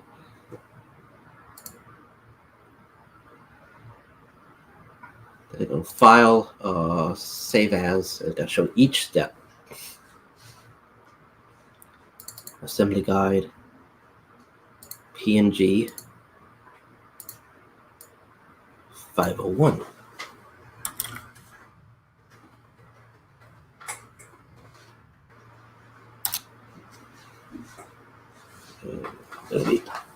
Where all the talking go? Oh, they're still down there. Wow, it's a pretty deep trench.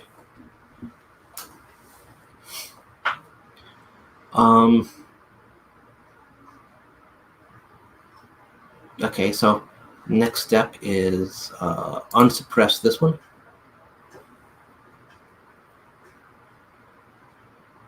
And maybe I can do two birds with one stone. Unsuppress this one. And let's go to insert, exploded view. Select that. Move it up. Done. And then, why don't they call it, instead of done, how about next step? I don't know. Anyway. And then this one.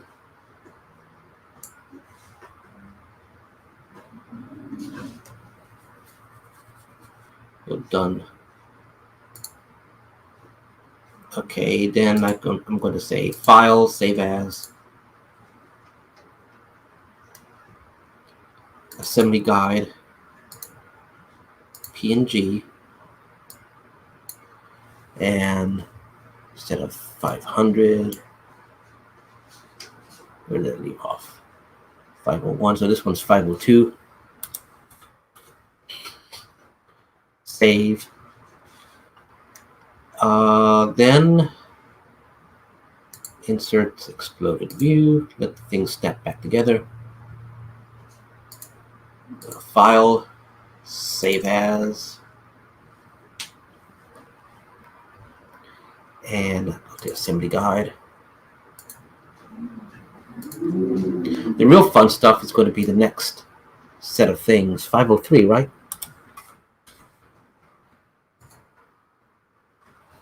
So it will be the next set of things, which will be better layout, and then putting all sorts of little bitty arrows and things to show what goes next. So that's there.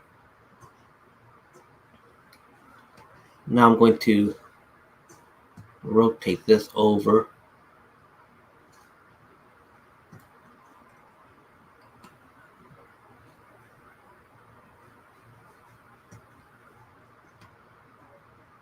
Yeah, maybe I should show it like this instead.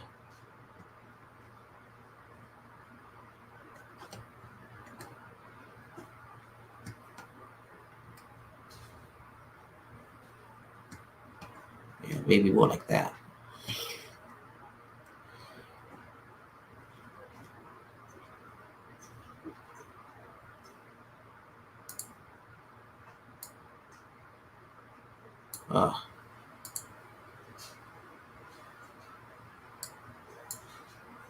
Anyway, something like that. Okay, let's go file, save as, rebuild and save. I don't want to save it.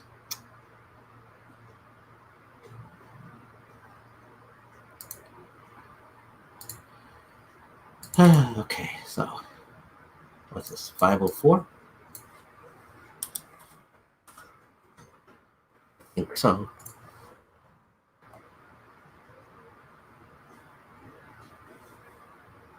Okay.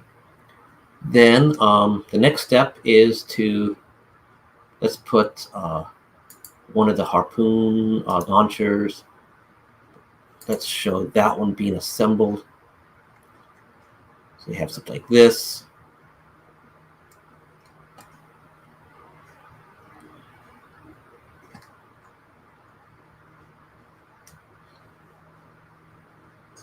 Let's see.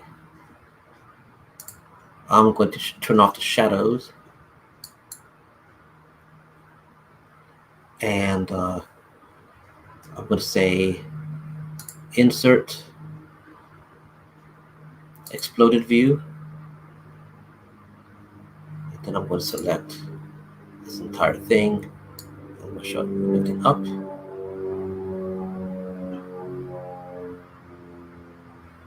Okay. God, I gotta go done there. I want to select this.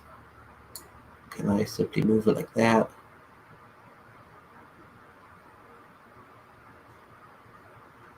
See, I want to make it look like it's off the side, it's coming in. Now move it back some. No.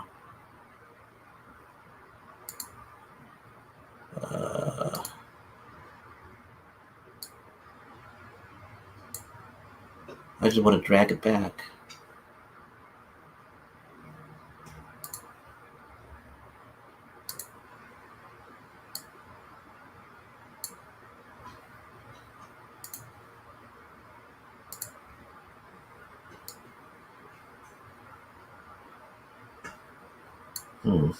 I don't want to change the angle. Oh, it looks like there's something there. So let's do it again. This is not what I want. Control Z. Yeah. Let's just do this whole thing over again. Why does it have this? Yeah. I think things got twisted.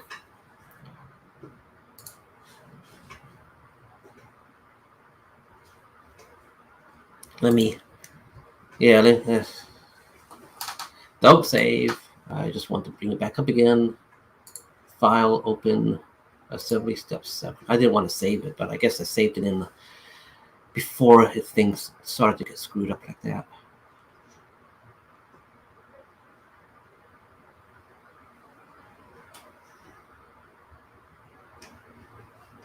Oh, you know what? Maybe I could just use this view.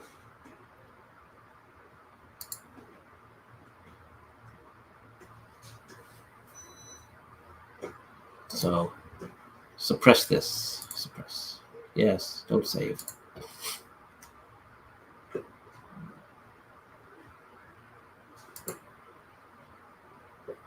Then suppress this. Okay, let's use this view. File. Save as. Assembly guide. PNG. What was it? Let's go 505 this time. Then let's put it back. Unsuppress. This time let's do the exploded view. Insert. Exploded view.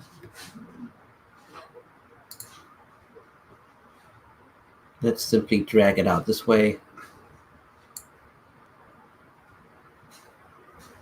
Actually, let's drag a little bit more.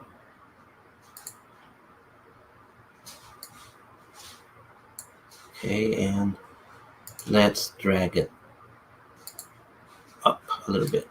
Something like this. I want to give maybe like this is good enough. Then I can just have a little arrow pointing directly to there. Pointing to there.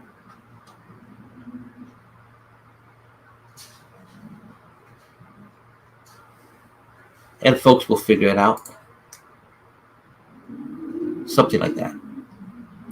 So file, save as 506.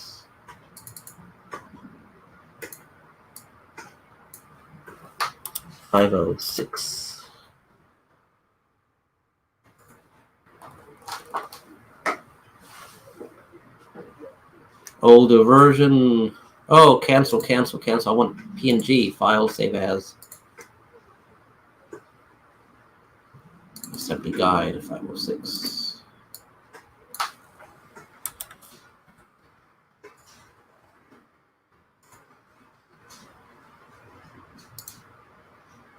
Okay. And then I want to show it together. Exploded view. So let's snap paste together. Okay. And then file save as. Assembly guide. PNG 507. Okay. Then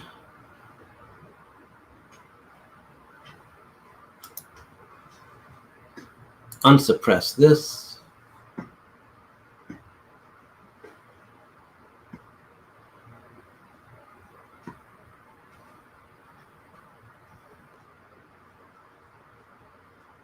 Okay.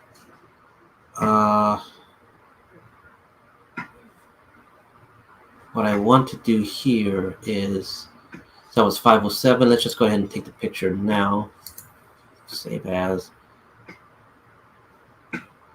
Actually, let's put the shadows back. Okay, so 507, huh? Actually, this is what, 508?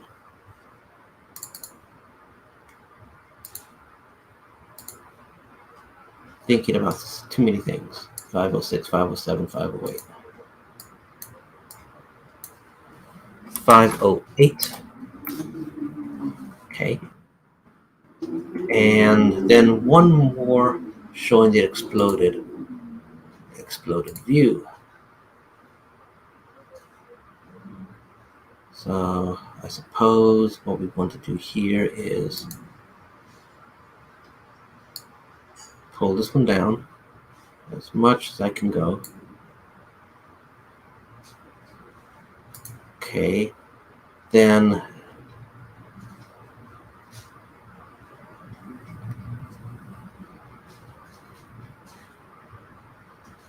I think if I just select one of these, it's going to, yeah, I don't need that.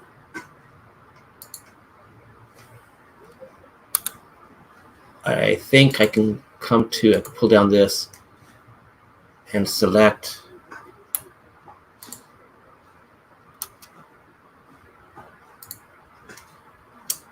I need to select the component, not an assembly itself.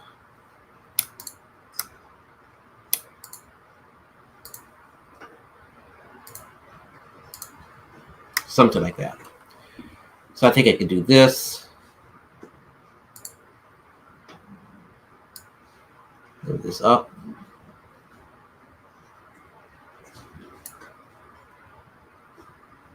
And done. And then do it again. This. This. This. This. This.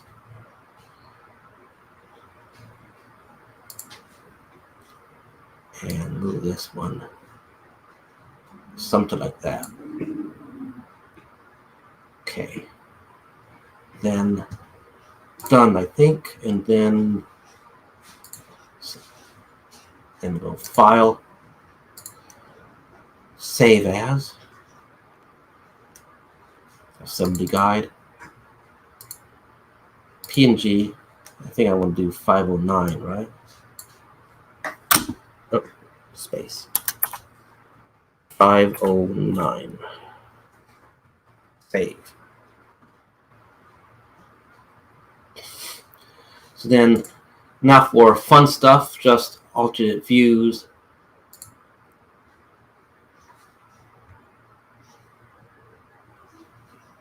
Okay.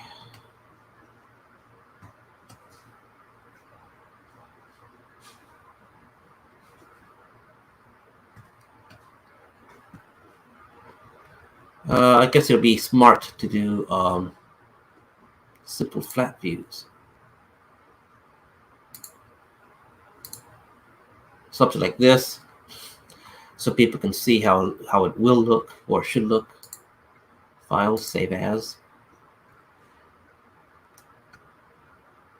So this one, 510. What if I could do 5010? It is PNG. Save. Okay, and then let's try.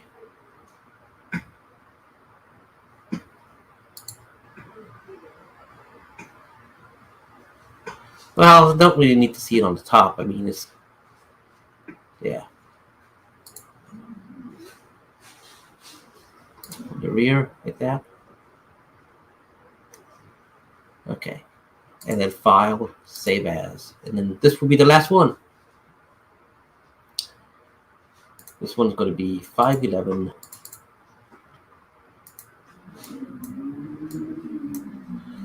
511.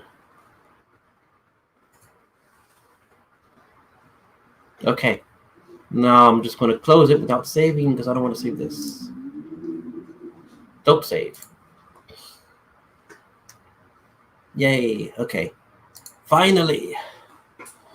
Now I can really move on. Let's see. So, any comments? No new comments. Time really is flying, huh?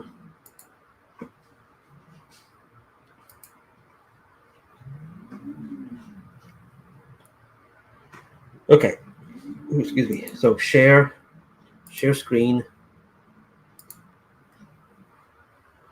Okay, window.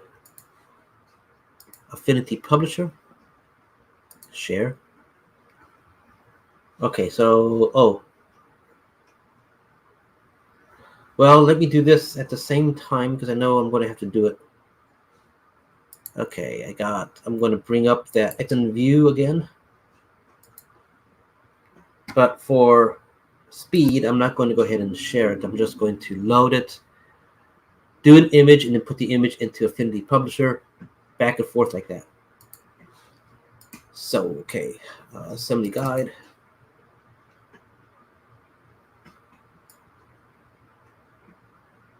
Okay, so the next step is 500. So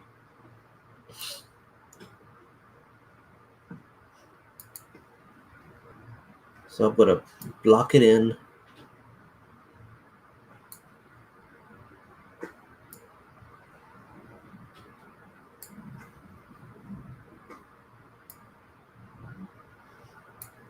Then clip it, or crop it actually. File, save. Yes, overwrite. And then one more, 501.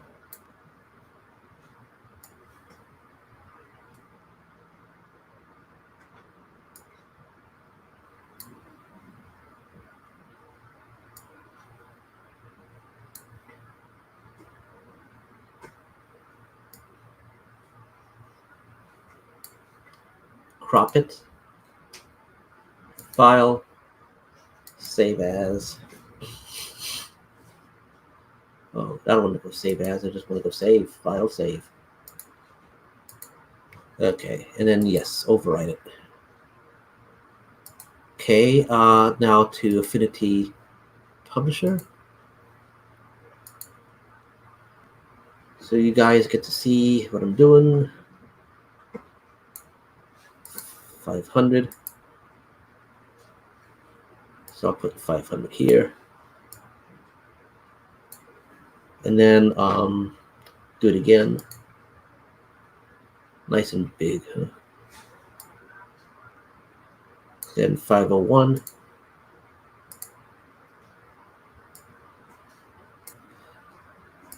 Something like that.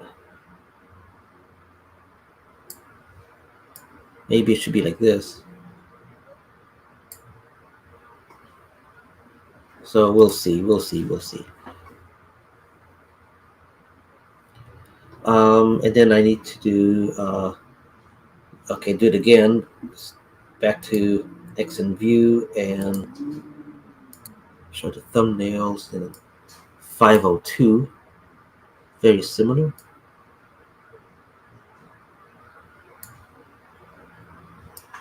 I am resizing the cropping rectangle over the image.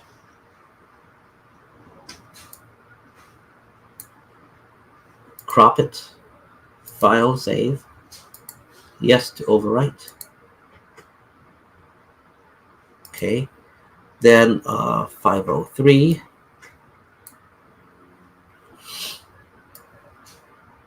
Okay.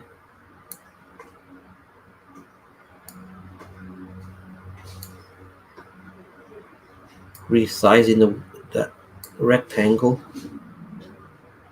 so I can crop it. Okay, crop it. File, save. Yes, overwrite.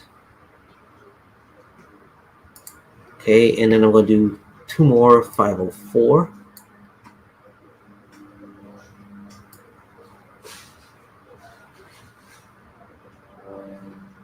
It was got shadows. I'm going to try to get the shadows. And then crop this. File, save, yes, overwrite. Close it. And then 505.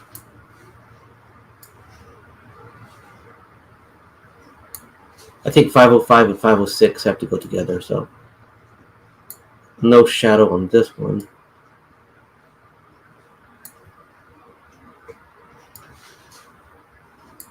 Okay, crop this. File, save.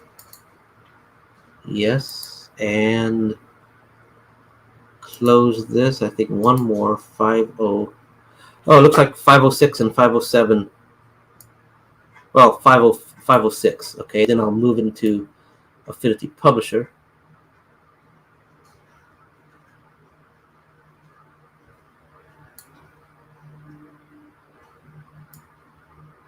Okay. Almost there. There. Okay. I'm looking at the time. File, save. Yes. Close that. Going to go to Affinity Publisher. Okay, so let's see. I need to bring in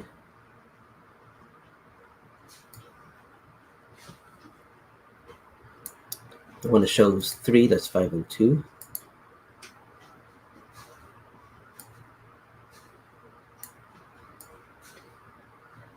So I'm trying to do 4 on the page. So let me just. This is just very dirty. I'm just putting it through. And then the next one that shows the next level. Right here. 503. Open. Okay. And let me move over a little bit. Next. So 504. I think 504 is just showing to flip it.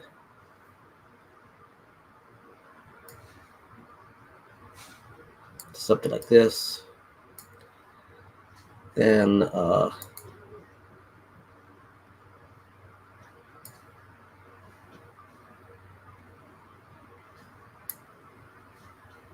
505 and 506.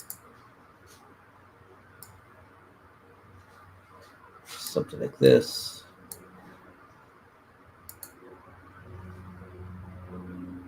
So that was 505. This is 506.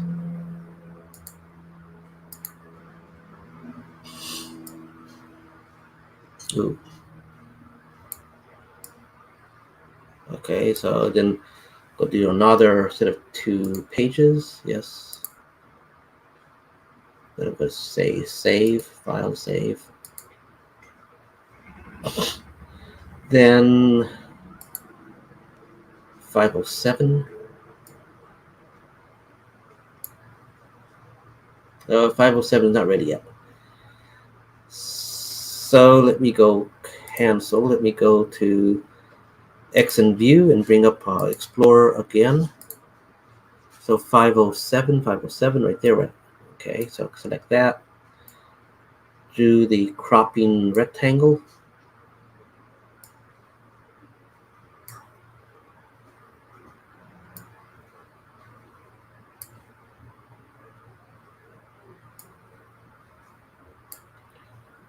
Boom.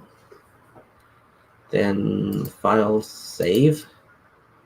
Yes. Then 508.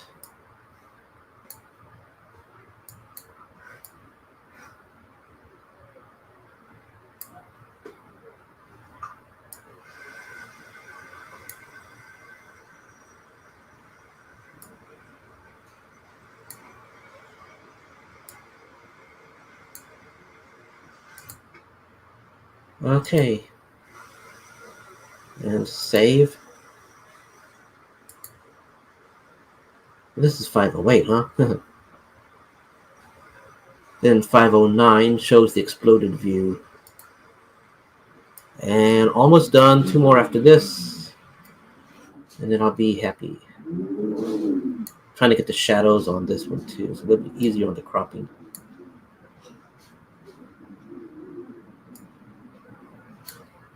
And crop, file, save, yes, overwrite. Okay. Then 510 shows straight on the side.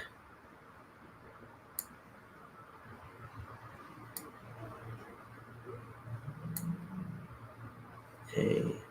Crop, file, save, yes.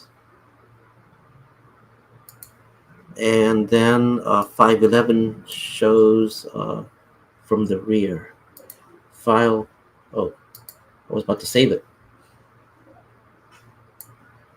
Cropping,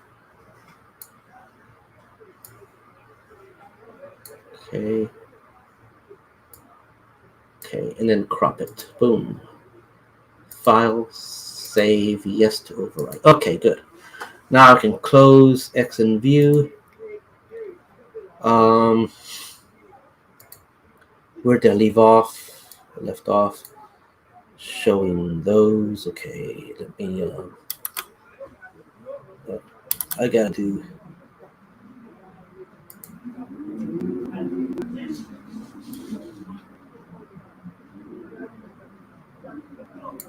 .507.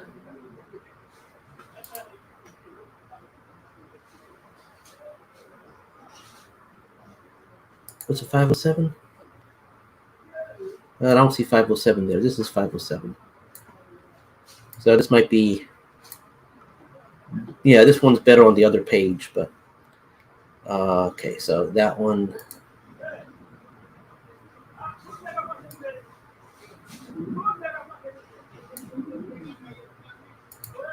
509.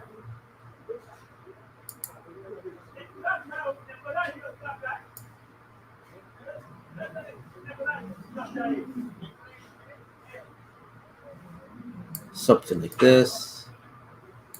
Like I said, I'm worried about the layout a little bit later. And 508. Okay, good. There. Now just for two other pictures.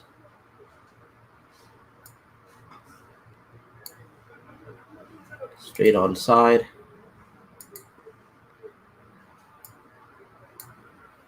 And another picture.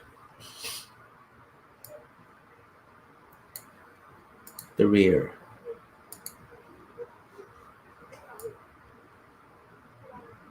Something like this. Okay. Okay. Ooh, take a deep breath.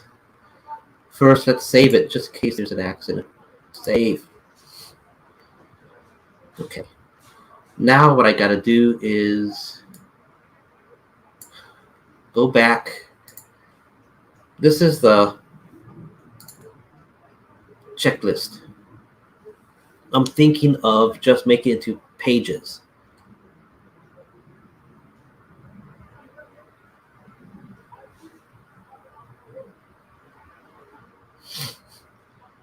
And so I think I'm going to see if I can insert a page. Add pages. Can I insert? I don't know. I don't think I've ever inserted pages before. Documents.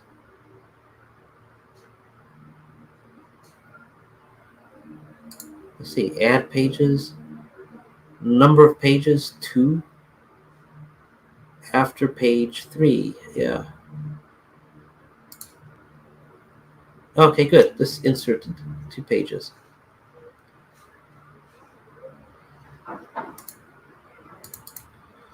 So I am going to get rid of these.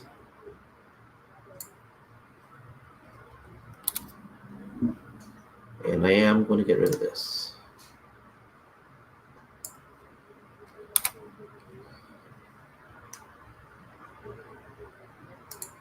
Then I am going to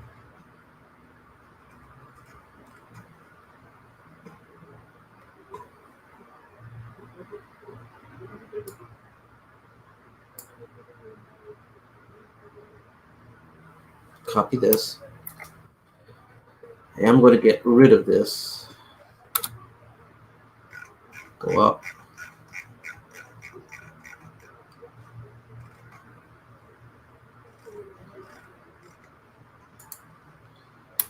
Paste it.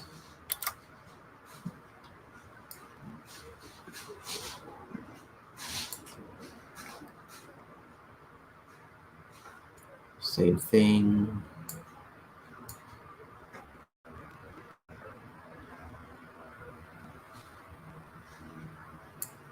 Okay.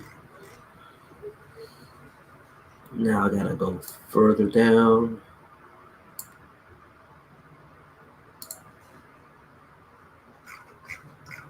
Okay, so I got those.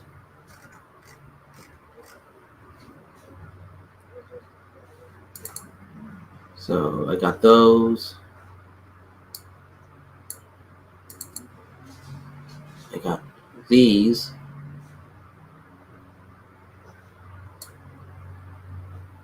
Okay, so delete it. And that's it, right? Oh, there's one more I gotta do, but I'll do it later. It's these little beam parts here. Those three. And so I gotta do that. And that will be done in terms of the parts list. So what I have to do here now,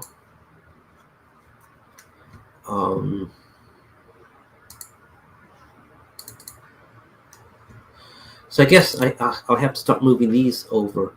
Basically, moving the page over. So step 1 is going to begin at page 5.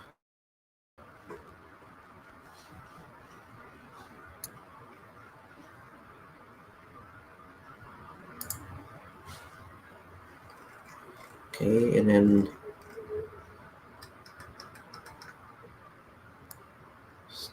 step 2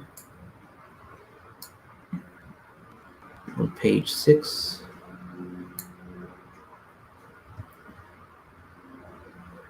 Okay, then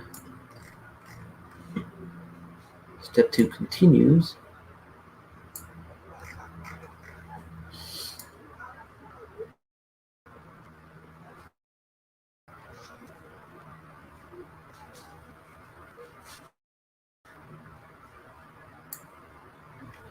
And I can get rid of these text boxes here as well. Okay. And I can move these over.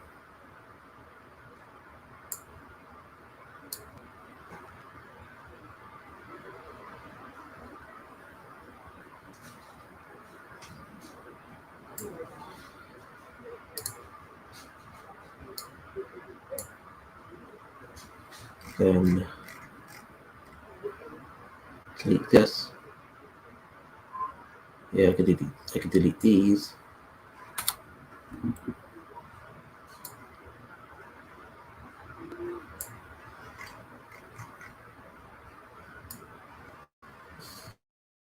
So,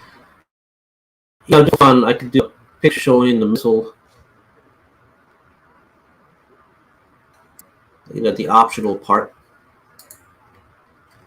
I might do that just to complete. Just to be completed. Delete that.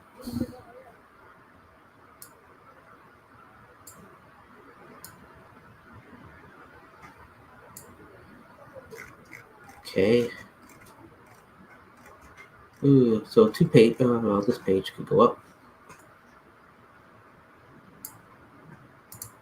Didn't have anything here. Huh? Okay. So I could take this, move it up.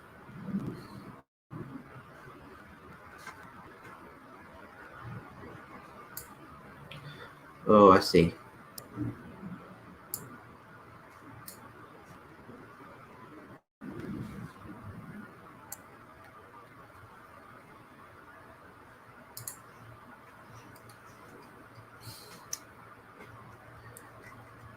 I'm kind of in the mood to work with this, but I gotta be leaving in just a moment.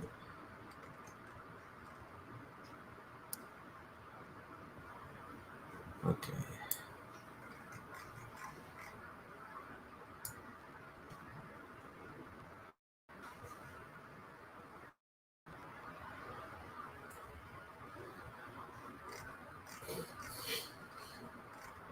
And then I got 2 pages, so I can just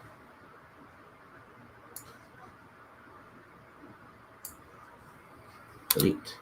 Maybe I could just simply delete these 2 here.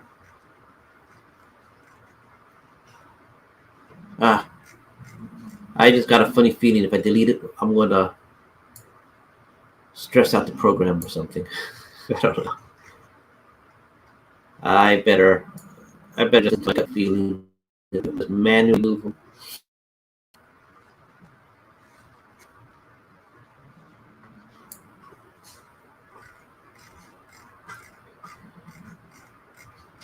Okay, now these are going to be a little bit more iffy because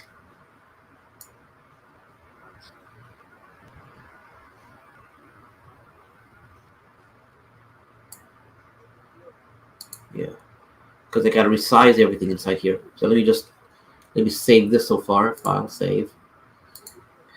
So let's see, launch tube to frame assembly.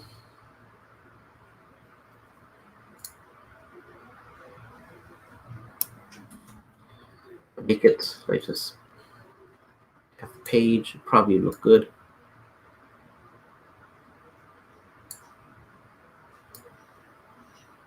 Okay.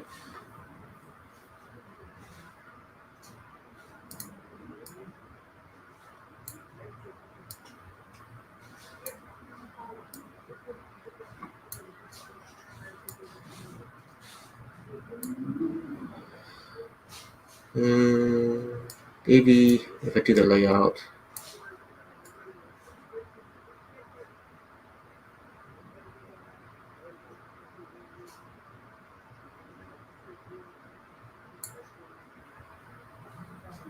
something like that.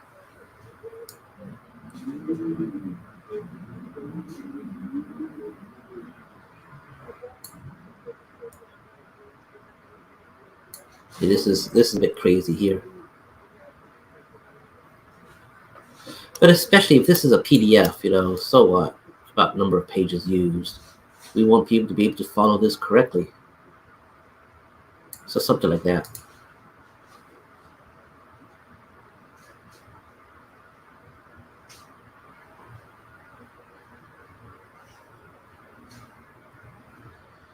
Maybe this should be a little bit off the side like that.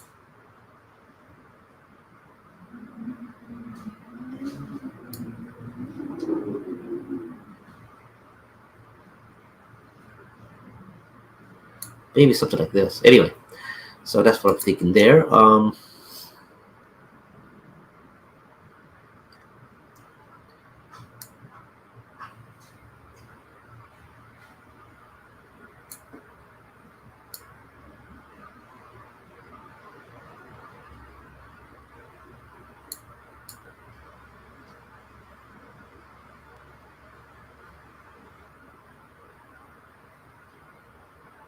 I want to get the same dimension.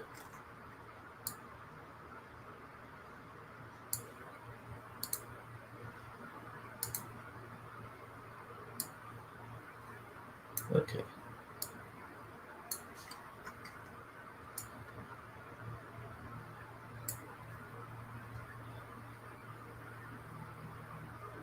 So this was doing it upside down, huh? To flip it, to indicate to flip it.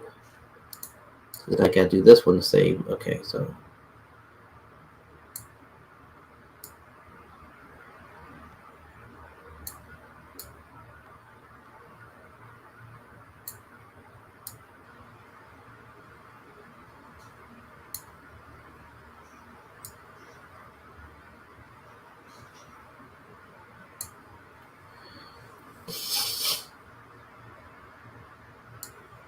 I don't know. I don't know about this one yet. So this one,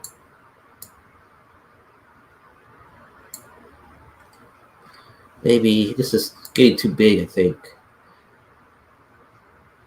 Copy.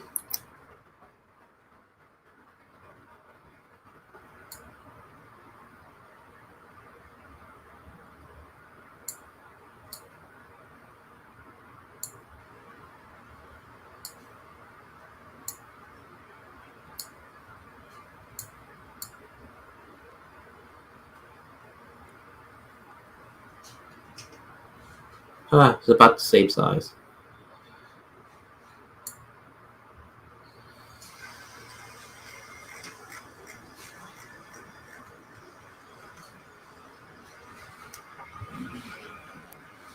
So I really want to have this one over here. something like that to show together, but of course layout, so I'm just kind of grouping them overall right now. Then these two, as well as these two, can come up.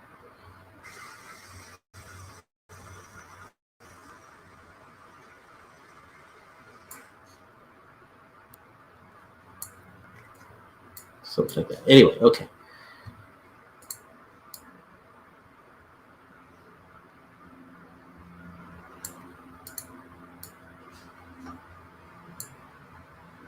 Something like that. Then I could take, I could go to the first page, I think.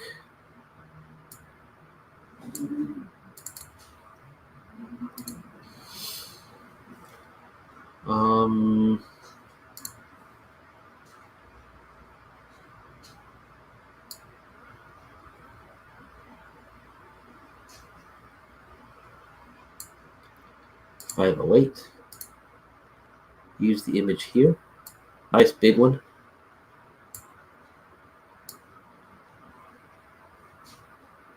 Yeah, something like that.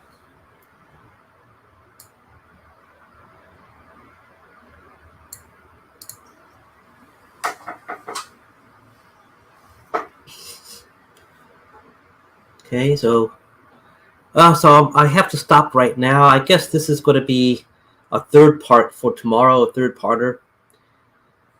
It's going to be all the little bitty details tomorrow, and so it'll be a little bit more fun tomorrow, I think.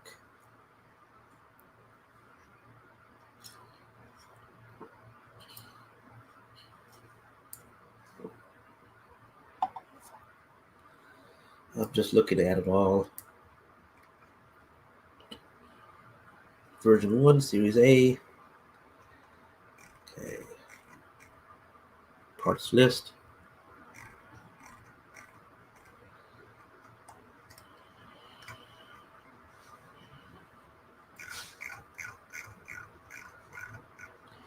So maybe I can do something real fast at the moment. Copy.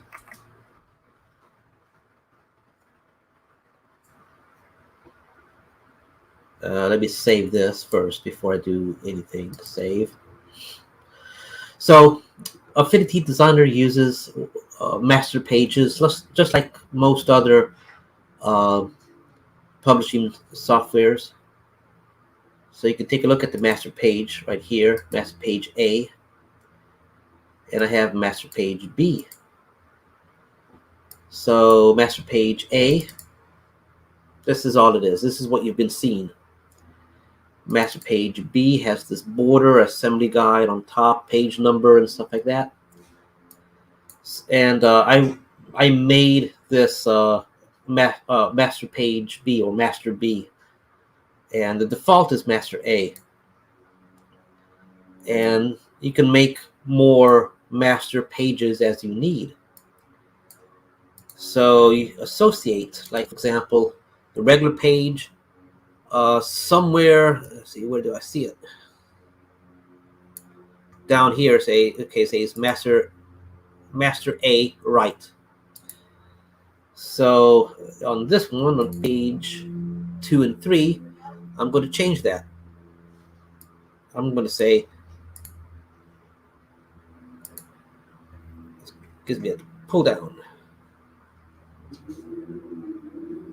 Well, that's on there. Okay. I guess I don't change it here. Properties, maybe? Yeah. No. Source, master A. Okay, I guess not there. Let's see. Can I do it here? Apply master. Is this where I want? Apply master B. Specified pages. Okay.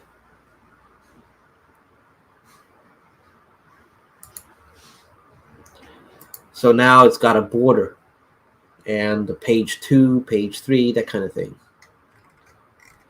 So I do that for each one. Apply master. and select B.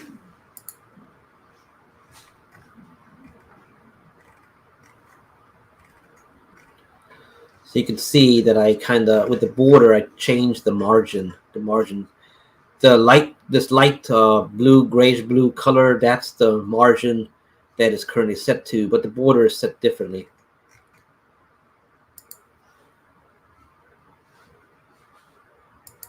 Okay, this one here, apply master and change it to B.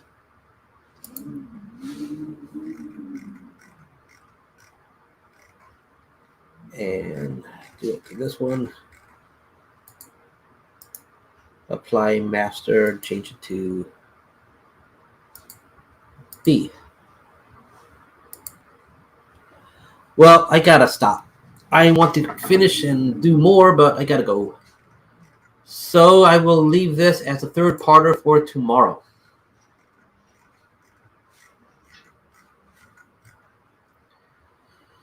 Okay, folks, let me save this, file save.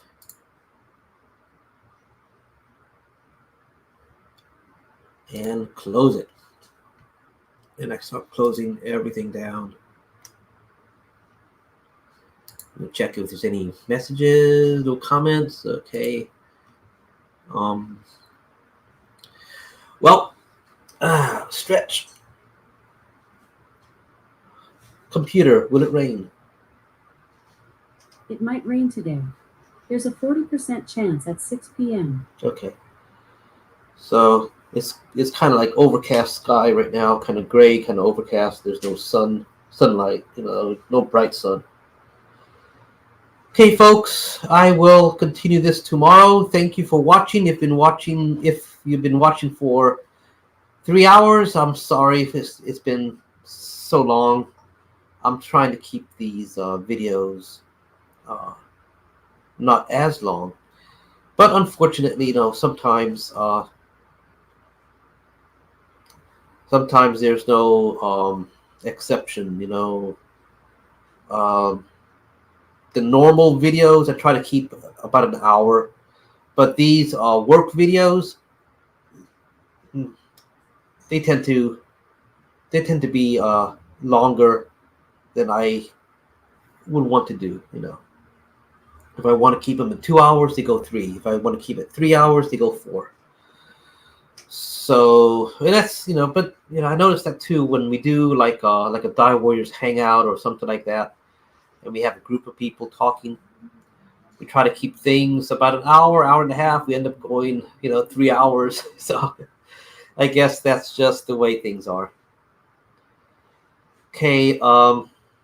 Thank you for watching. I will return, God willing, tomorrow and continue with part 3. And hopefully part 3 will be strictly just 2 hours or less, and it'll be more fun. I'll be putting little graphics indicating what needs to be glued and what doesn't. We'll be doing little things like arrows pointing here, pointing there, little circles to highlight what needs to be glued or attached, and things like that. May have to do little zoomed up shots, so I may have to do like a special exploded view or something showing how 2 pieces are connected or something if there is need for that. But at the moment, I think this Harpoon Missile System as a model is pretty straightforward. So someone assembling the thing would kind of see how things go just by having it in hand and then seeing the instruction booklets, and they'll see what needs to get done. It's not like a small little bitty piece that needs to fit a certain way or something. It's these are larger pieces, so it should be kind of straightforward. Okay, folks, catch y'all later. And if you like the video and stuff, please help like and subscribe and send me comments, things like that. Thank you everyone who commented, especially Sari. And yesterday was my friend Enrique Fernandez, I believe. And now like the videos are all going through my brain.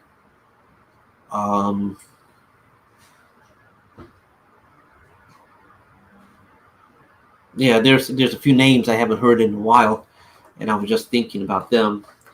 And so hopefully, when it comes to a regular video, I'll be able to get back on regular track and showing stuff.